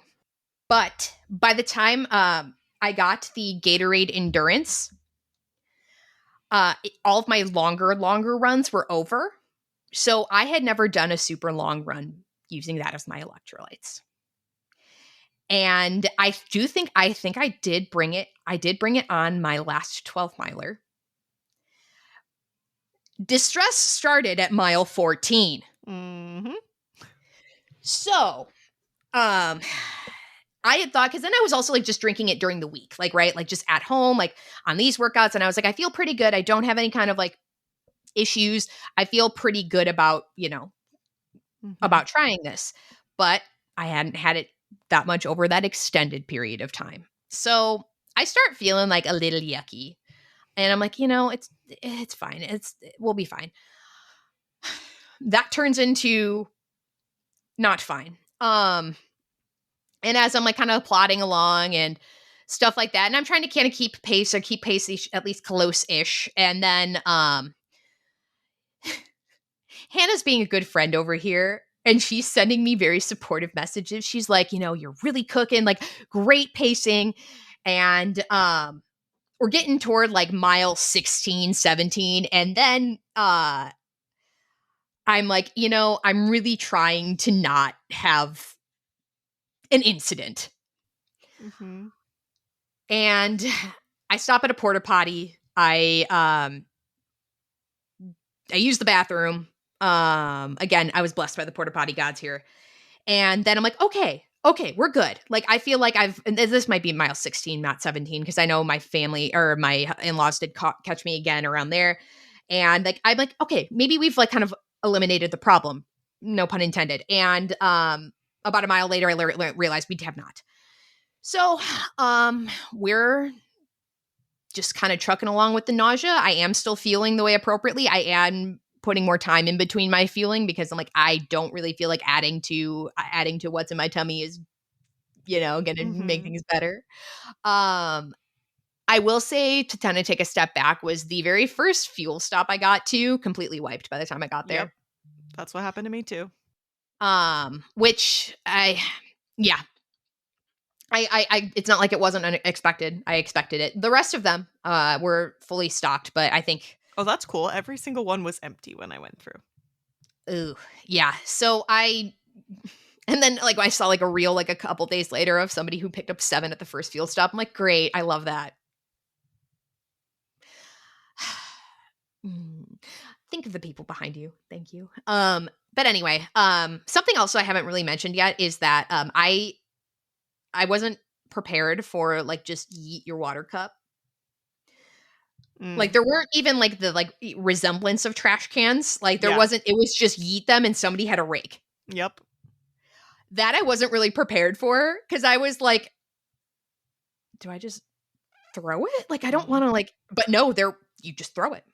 Yeah, I kind of just like crushed mine a little bit and like just threw it straight down because I didn't want to maybe hit somebody with it. I do have pretty good aim. So like when I saw big piles of other Mhm. ones, like I was like, all right, eat. I've I'm said pretty that, good. and every time I've said that, I've hit someone. So, Oh no. Oh and no. I like to think I have decent aim because I played a sport that required it, but you never know what other people will do.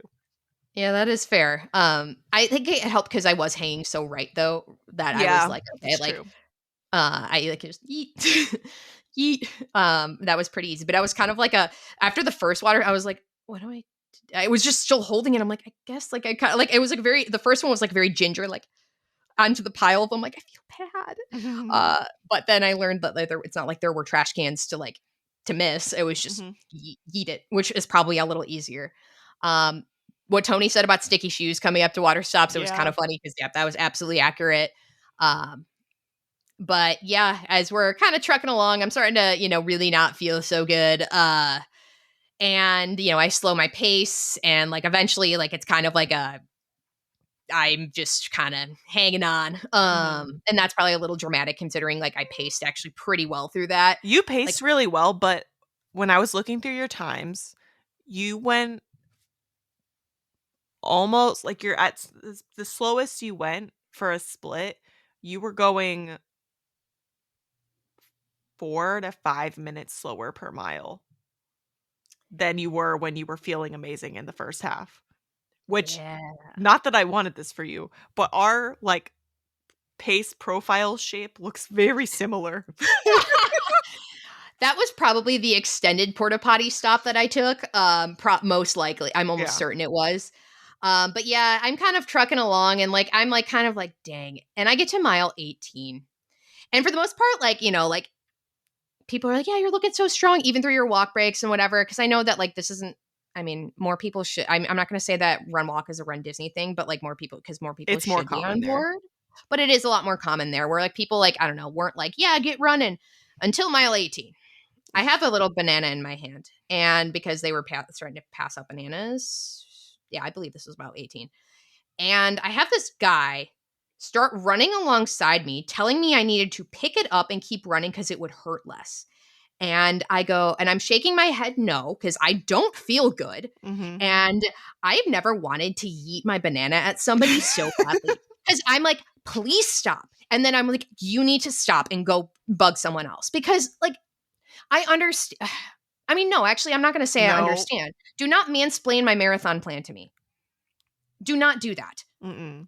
That is, I wanted to yeet my out because also like I know my body in that moment, like when you can tell like you might throw up and like Mhm. you got like a little stump brewing in your neck. I didn't throw up, Yes. by the way, everybody. But like I kind of felt like I was in that mode of like we are cruising for a bruising. Like I was nauseous, and I'm like, I'm not gonna run right now because you know what's gonna happen is I'm gonna freaking throw up on you. Like, Yak and I'm and not, and I Yeti. yeah, I'm gonna yak and yeti all over you, and you're not gonna be happy. But I'm like, also like the audacity of you to like say that you know more about how I'm feeling right now, and that this is gonna feel better. Goodbye, get out of here. So Mhm. don't do that. Everybody else, every other spectator for the most part was like freaking amazing, like really supportive, really amazing. I was just that one guy. I was like, dang. I will say that something that I have to say about spectator crossing, Oh. for the most part, pretty good.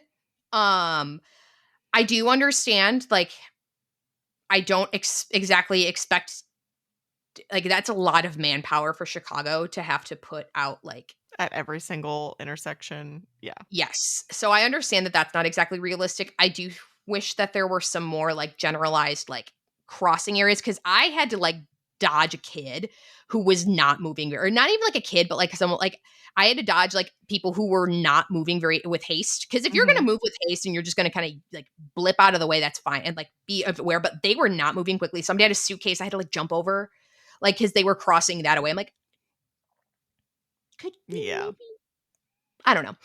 But again, overall, the city was amazing. The people came out. Even when I was feeling terrible, when they had a bunch of priests who had a Pope Leo cutout, it Mhm. made my day. I was feeling terrible, but it made my day so much better. It was like, yes, Pope, Pope.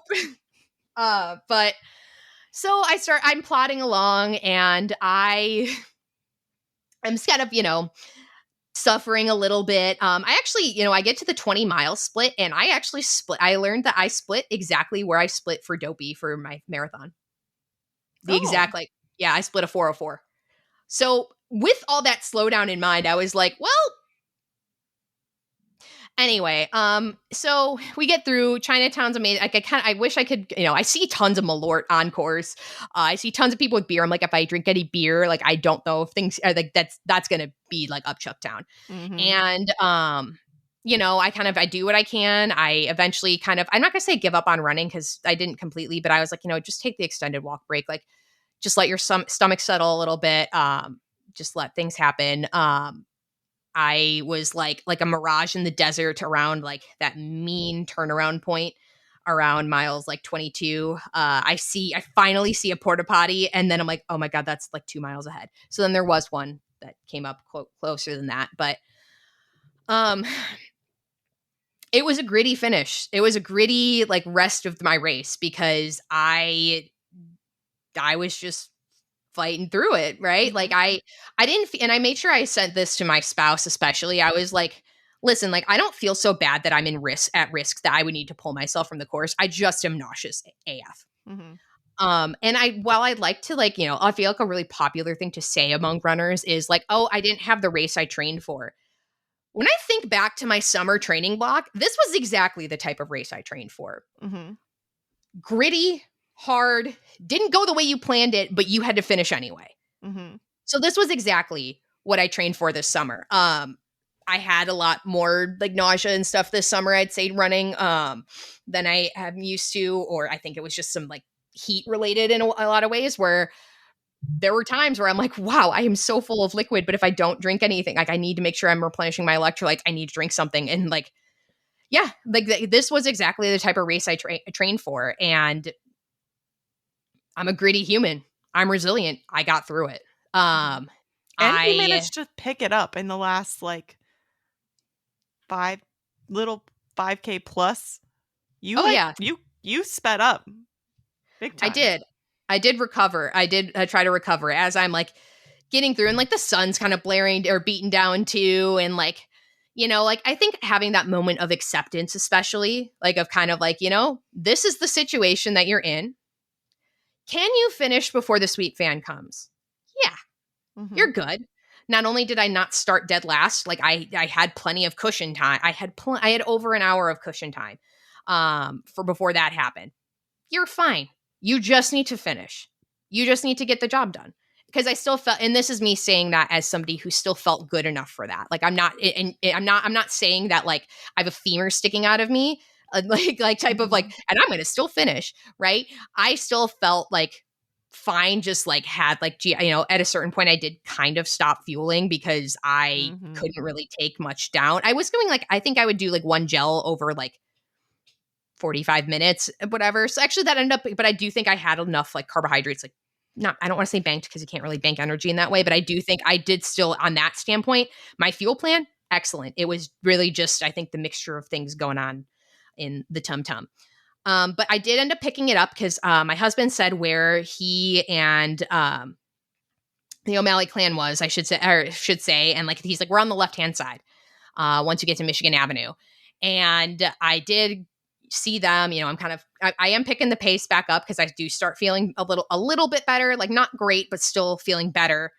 Kind of, get my last kind of wave over into them. And then I'm like, all right, it's kind of like, you know, It's crunch time. You want it's crunch time. I had already blown past like what my PR was at that point. I'm like, yeah, whatever, it's fine. Like it's just, but like race with what you got.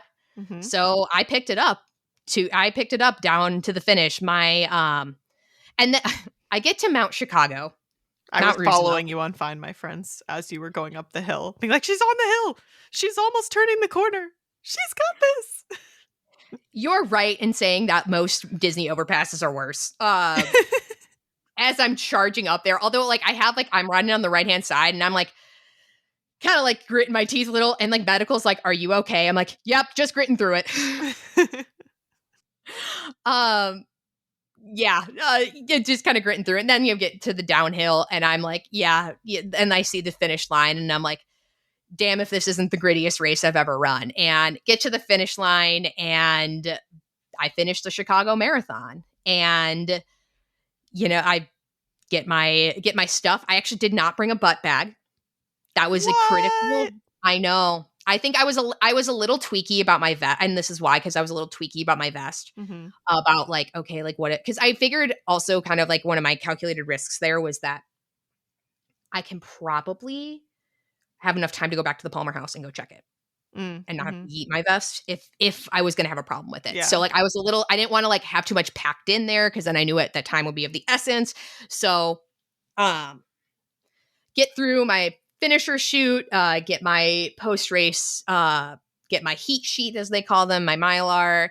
I get my medal, I get my stuff, and I start kind of waddling my way around. Kind of like send the messages of like, like I finished. I mean, everyone who was following me, like, or like tracking me on the app, like kind of knew that at that point, because they had gotten a notification. And I do just kind of like sit down near one of the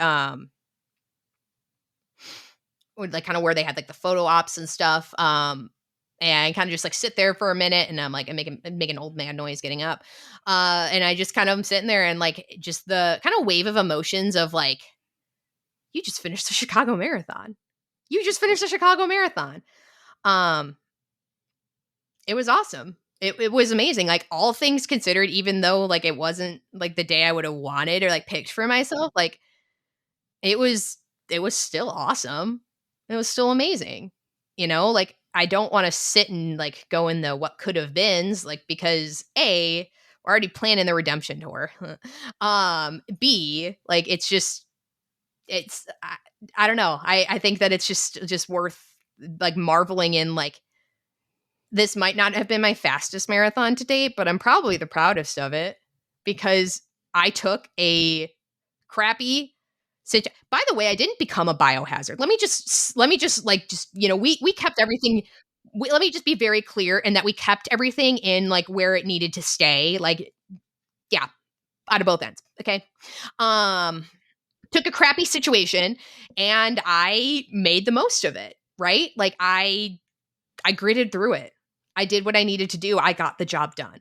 So, um yeah, I eventually kind of like, I'm like waddling, straight waddling, and then I ended up seeing my husband and the O'Malley clan first, and then my family came and met because we were near the art institute because I was going to have them come into the post race area, but the line to go in security for them was pretty long, and like I I knew I needed by that point to get to the back to the Palmer House because I had to go get the stuff I gear checked, Mhm. as well as I wanted to take advantage of the post race options that I had there. So, we're kind of standing around talking for a while. My family kind of comes and joins us and gives me a big hug. My mom has a bear, and my mom also has, and I had noticed these on her head, but a pair of Mickey ears. They're mini ears. There's a bow. Okay, yes, they are mini, my girl. From Hannah. Because I couldn't finish a race without getting a pair of ears. That would be very confusing to me.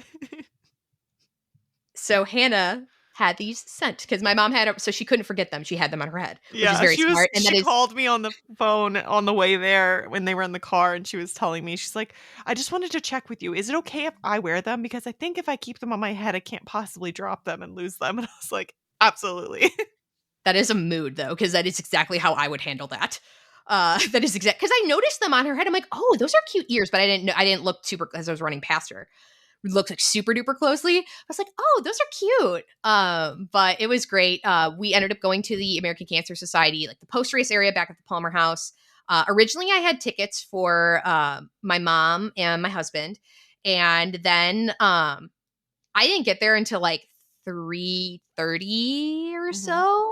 So they kind of just let the because then my brothers and my father-in-law were just going to kind of, and then my sister-in-law went to go get to her, go get her to her car and go home.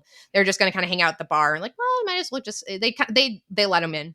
So Mhm. everybody was up in the at the Palmer House in the room, and I got soup. It Yum. was not hand fed to me like yours was, but Mm, that for good bummer. reason. Uh, got some soup. I did the Therabody boots.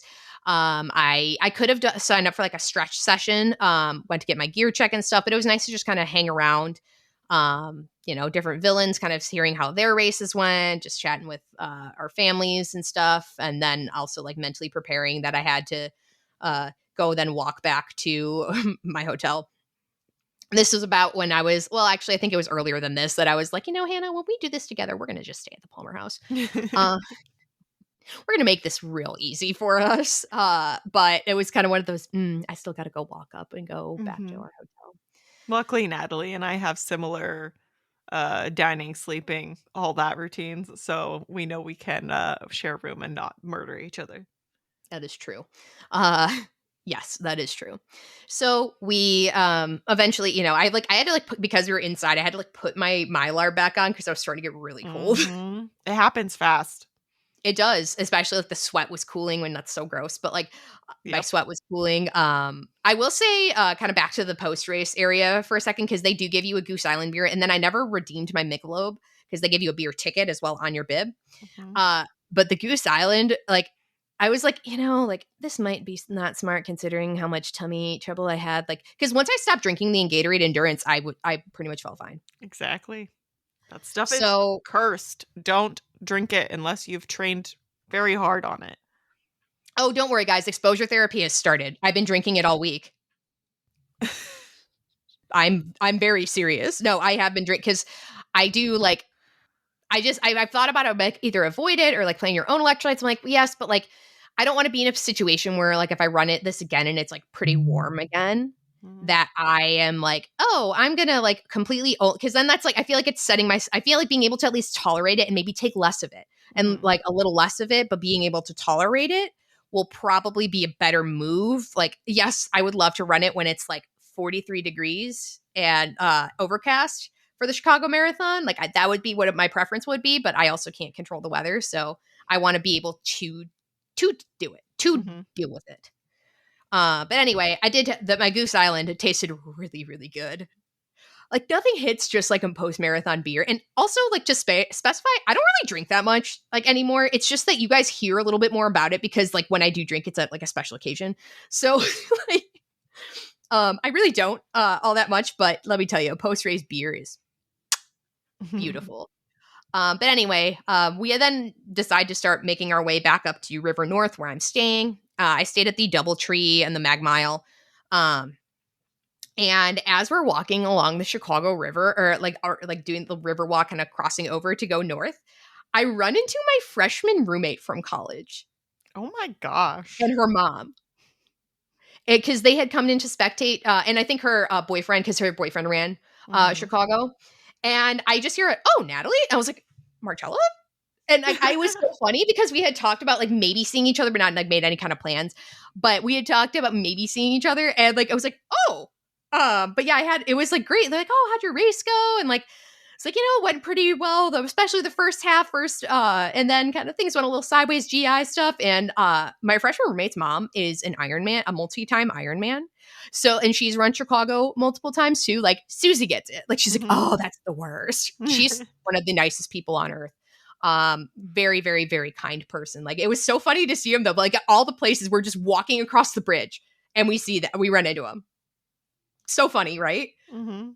But I continue the waddle because I'm like, all right, I got one speed, and it's like I honestly was leading the pack for most of like the walking, which is pretty impressive for a marathon.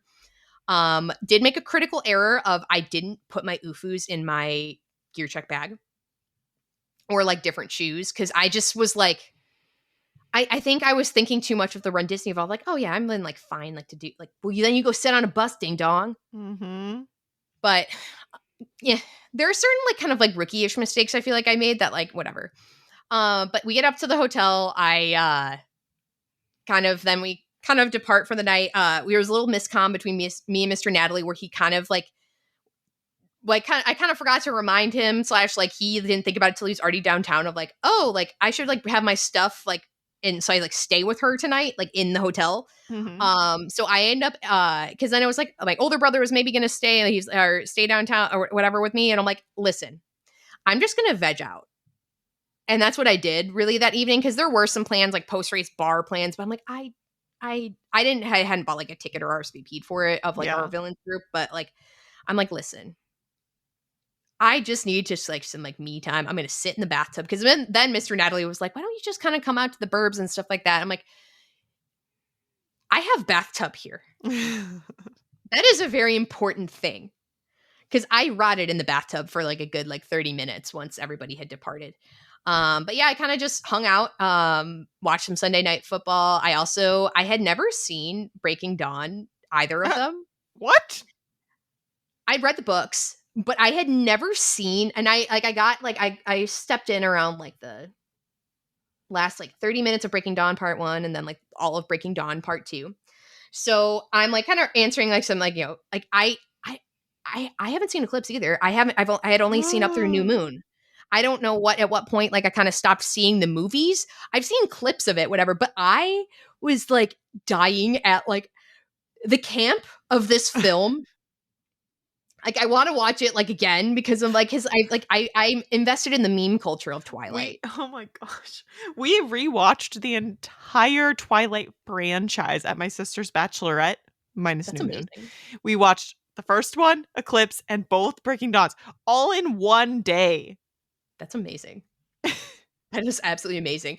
But yeah, my cousin Maz was getting like my live tweets of like, she's like, wait, how have you not seen it? Like, did you not? I knew the plot obviously because I did read the Yeah. books when they came out, and like I'm in the meme groups too. So like, but I'm like, oh my god, is this movie ridiculous? This is ridiculous in the best way possible. But it was just a cinematic masterpiece for me to watch. Um, Absolutely fantastic, and I very much enjoyed it because then there was a kava nearby and we don't have Mm. kavas. This actually the Chicago ones are newer. They just I think in the last year or so have franchised in Chicago, and the closest one to me now is in Kansas City. Is sometimes when I have work trips down there, I will pop Mm. by kava on my way out, If you've never and had cava, cava is Chipotle, but Mediterranean instead of Mexican or Spanish or whatever Chipotle is trying to achieve. it's so good. I love kava so much. I hobbled my way after my shower down to it was like it was like a quarter of a mile away. It was fine. But I hobbled my way down there to like go like get kava cuz what I did is I then vegged in bed and then watched Twilight Breaking Dawn. So it was fantastic. I very much enjoyed it. Um very much enjoyed my evening because it was kind of like you're sure you're going to be like fine by yourself. Like yeah, I'm fine. I mean like I honestly, for how a room of mine usually goes near a marathon, like I did pretty well in like containing the dumpster fire. Also it was one race, so probably would be, but yeah, I didn't have really all that much to kind of tidy up. I wasn't doing it that night, Mhm. no, but I did have some.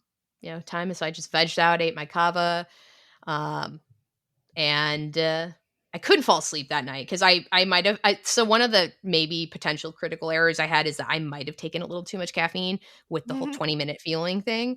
So I probably didn't. It probably was one of those things where I do think it was the Gatorade in a lemon lime endurance formula, which is on my list now.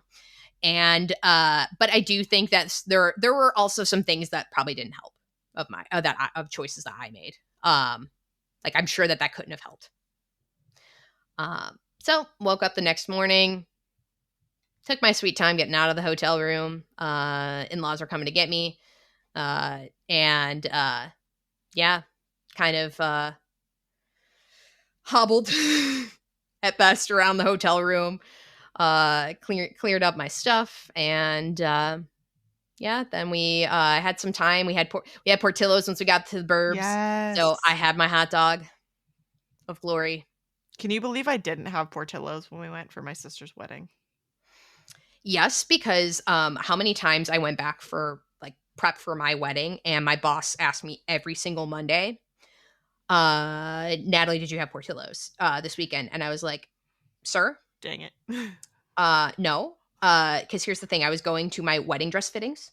Yeah, And I like, as much as I love me a good hot dog and like I'm about like holistic health, like maybe that's not the best time to like smash like a jumbo hot dog.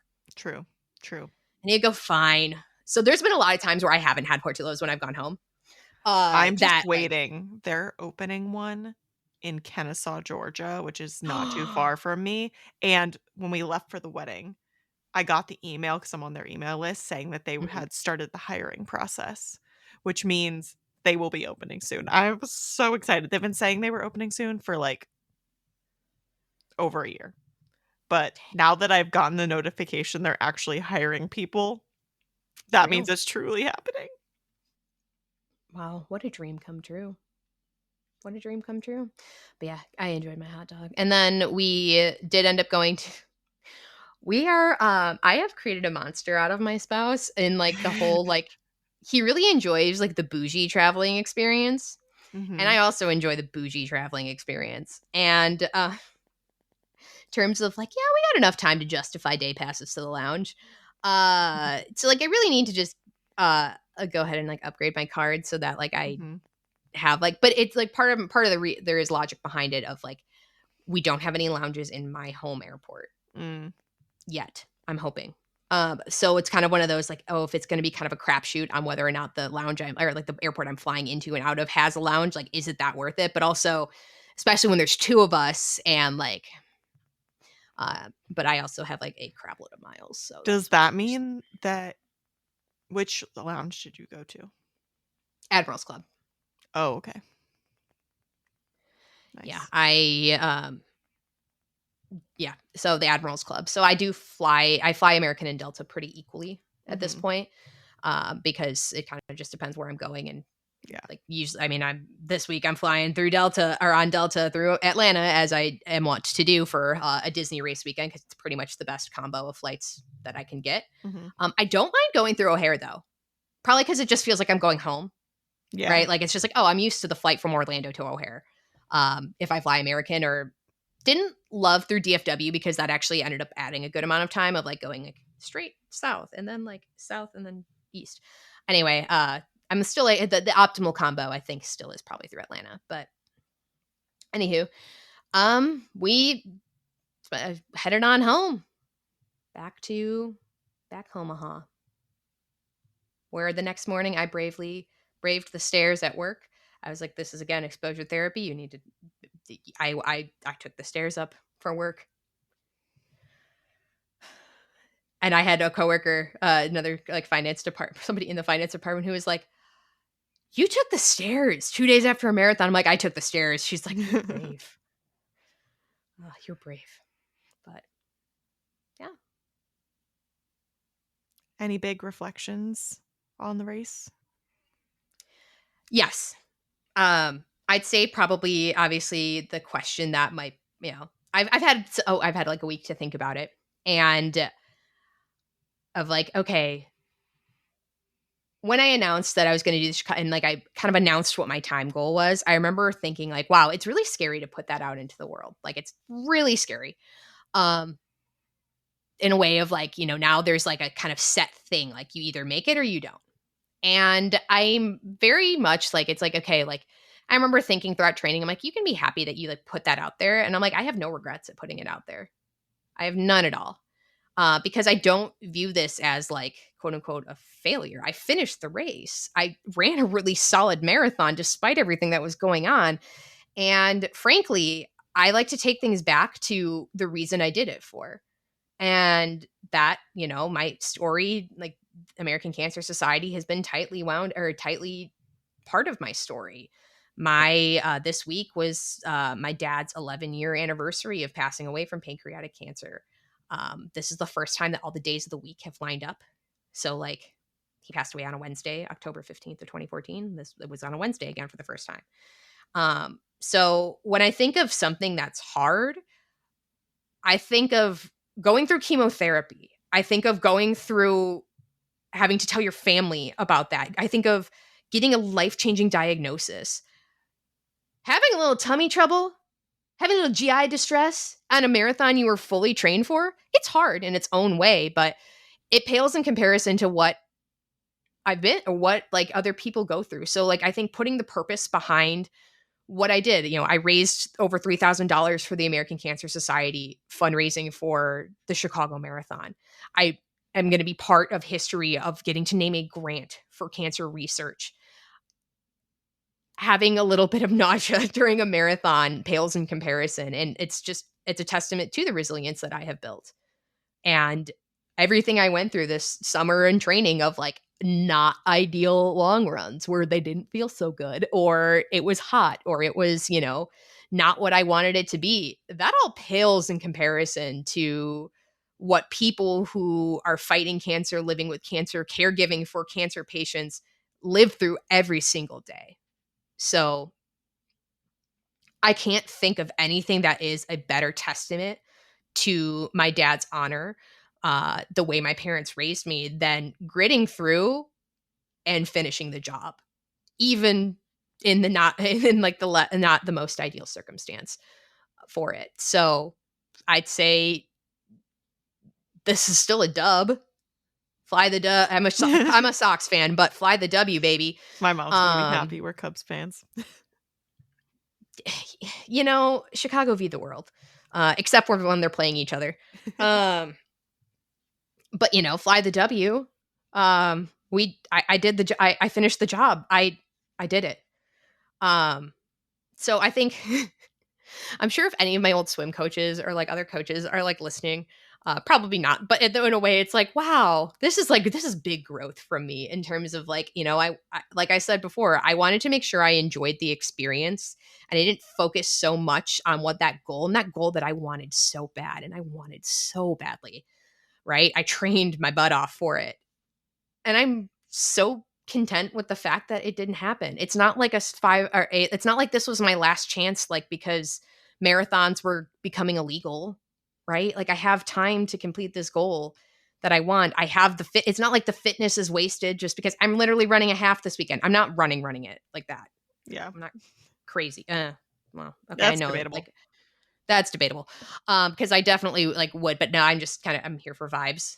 I'm here for vibes. But, it's not like this was my last chance at something, like, right? Like I have so many more seasons to go.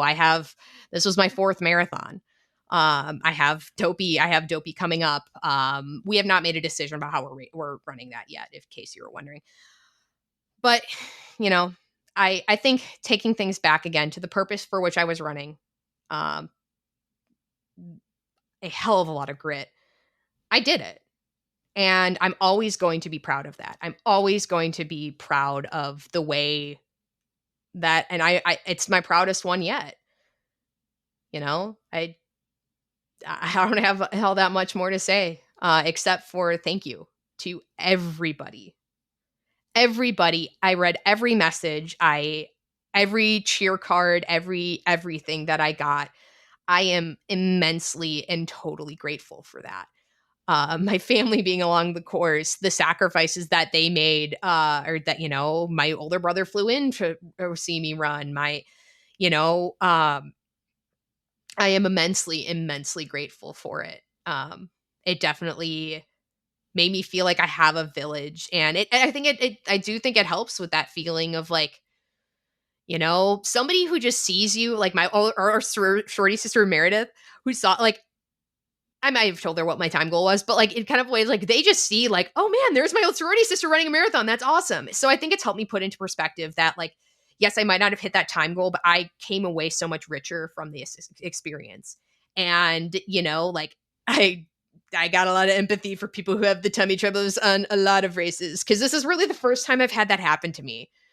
And again, like it's been about the journey. If I had reduced that to solely the race itself, just the 26.2 miles, I would be doing myself a disservice and doing the people who have supported me through this uh, a huge disservice. So thank you to everybody, every note, every comment, every just, hey, I'm tracking you, like, hey, you did amazing. I am so beyond grateful for it. You crushed it. Thank you. And now the redemption tour is loading. Of course, because of course it has to. Yeah. It's our Uh we're going to come back even stronger. We're going to show that course who's boss. yes, we now have some unfinished business in Chicago, but what's a good story unless you don't have something to, kind of fight for, right? Like, what is we don't want to be a one season wonder. Okay, we always knew I was probably going to come back to Chicago. No duh. Am I going to lotto for next year? Maybe. Um, we knew I wasn't going to be a one season. We know we got to get a couple seasons out of this. So I think that obviously the redemption tour will be coming eventually, and I you was know the mis- I was 100% serious when I told you that you need to tell the ACS people that we're running in 2028. honestly, I probably will just be like, hey, like, so they probably are going to be like, good to know. We're going to keep you on the email list, but yeah, I definitely will because I'm down for that. I'm so grateful for the experience and like the experience they provide too. So if you are interested in running the Chicago Marathon for next year, there is another Run Disney Villains Take Chicago group. I want to like kind of specify that's like we're not expecting to repeat history, and it'd be freaking amazing. I'd be so happy that if they did, and like even cruise past the $221,000 that we raised, that'd be freaking awesome. But if you are looking for it, I definitely would recommend joining a team. Like it's like a team within a team, and getting in on that. That would be that I have nothing but amazing things to say about the American Cancer Society, the services they provide. Again, I have been a direct beneficiary of that through my dad's cancer journey. So, and then there's its funds, life-saving research grants, etc. Couldn't say enough good things about the way that ACS does it. It's a well-oiled machine, and it's definitely for a very, very special cause. That's close and near and dear to my heart. That Hannah I'll be running again for in a couple years. Yes. Any other questions that you got related to Chicago? I don't think so. If you, the listener, have anything you'd like for us to answer, it'll be probably a couple weeks from now at this point. But I will answer them. But yeah, definitely if you're interested in any kind of like a Run Disney versus Chicago breakdown of sorts, I tried to cover that a little bit of like kind of my feelings, and it'll be interesting to then come back to Run Disney for the marathon, especially in January. And yeah, I think onward and upward, but I also don't want to say that like I don't feel like this isn't downward, just like onward and upward, and we continue on, we keep growing, and we keep on thawing, baby. This was the marathon that when I made that, I did make a promise to my dad when he was dying, silently, that I would run a marathon in his honor. And I didn't know what Run Disney was yet. So I did not have running through all four parks at Walt Disney World in mind, but I always had Chicago in mind. And I did complete that honorary marathon for him in 2023, my first marathon. But getting to do Chicago was definitely, it was something special for sure. Cause this was kind of it felt like an additional fulfillment of that promise, right? There was that, I promised my dad I would finish college and I would continue on with that. And I did. And then I also got a master's degree that year. So it kind of just feels like that, like the whole, that little like bonus points of sorts. And I know he's proud. I know he's proud of me. We're all proud of you. Thanks. Love you all. Love you too. Thanks for listening, guys. If you enjoy listening to our show, please leave us a review and a 5-star rating. We love reading your reviews out loud, and you might even be featured on a future podcast episode. We have a community spotlight on our Instagram at Stride Sisters Podcast. If you want to be featured for a Metal Monday, Finish Line Friday, or any accomplishment you want to celebrate, send us a picture via our social media platforms or our email. And to continue the fun, join us on our Facebook page. All the ways to connect with us can be found in the show notes. Thanks for listening. Until our next adventure, we're wishing you endless miles of magic and memories. See you next time.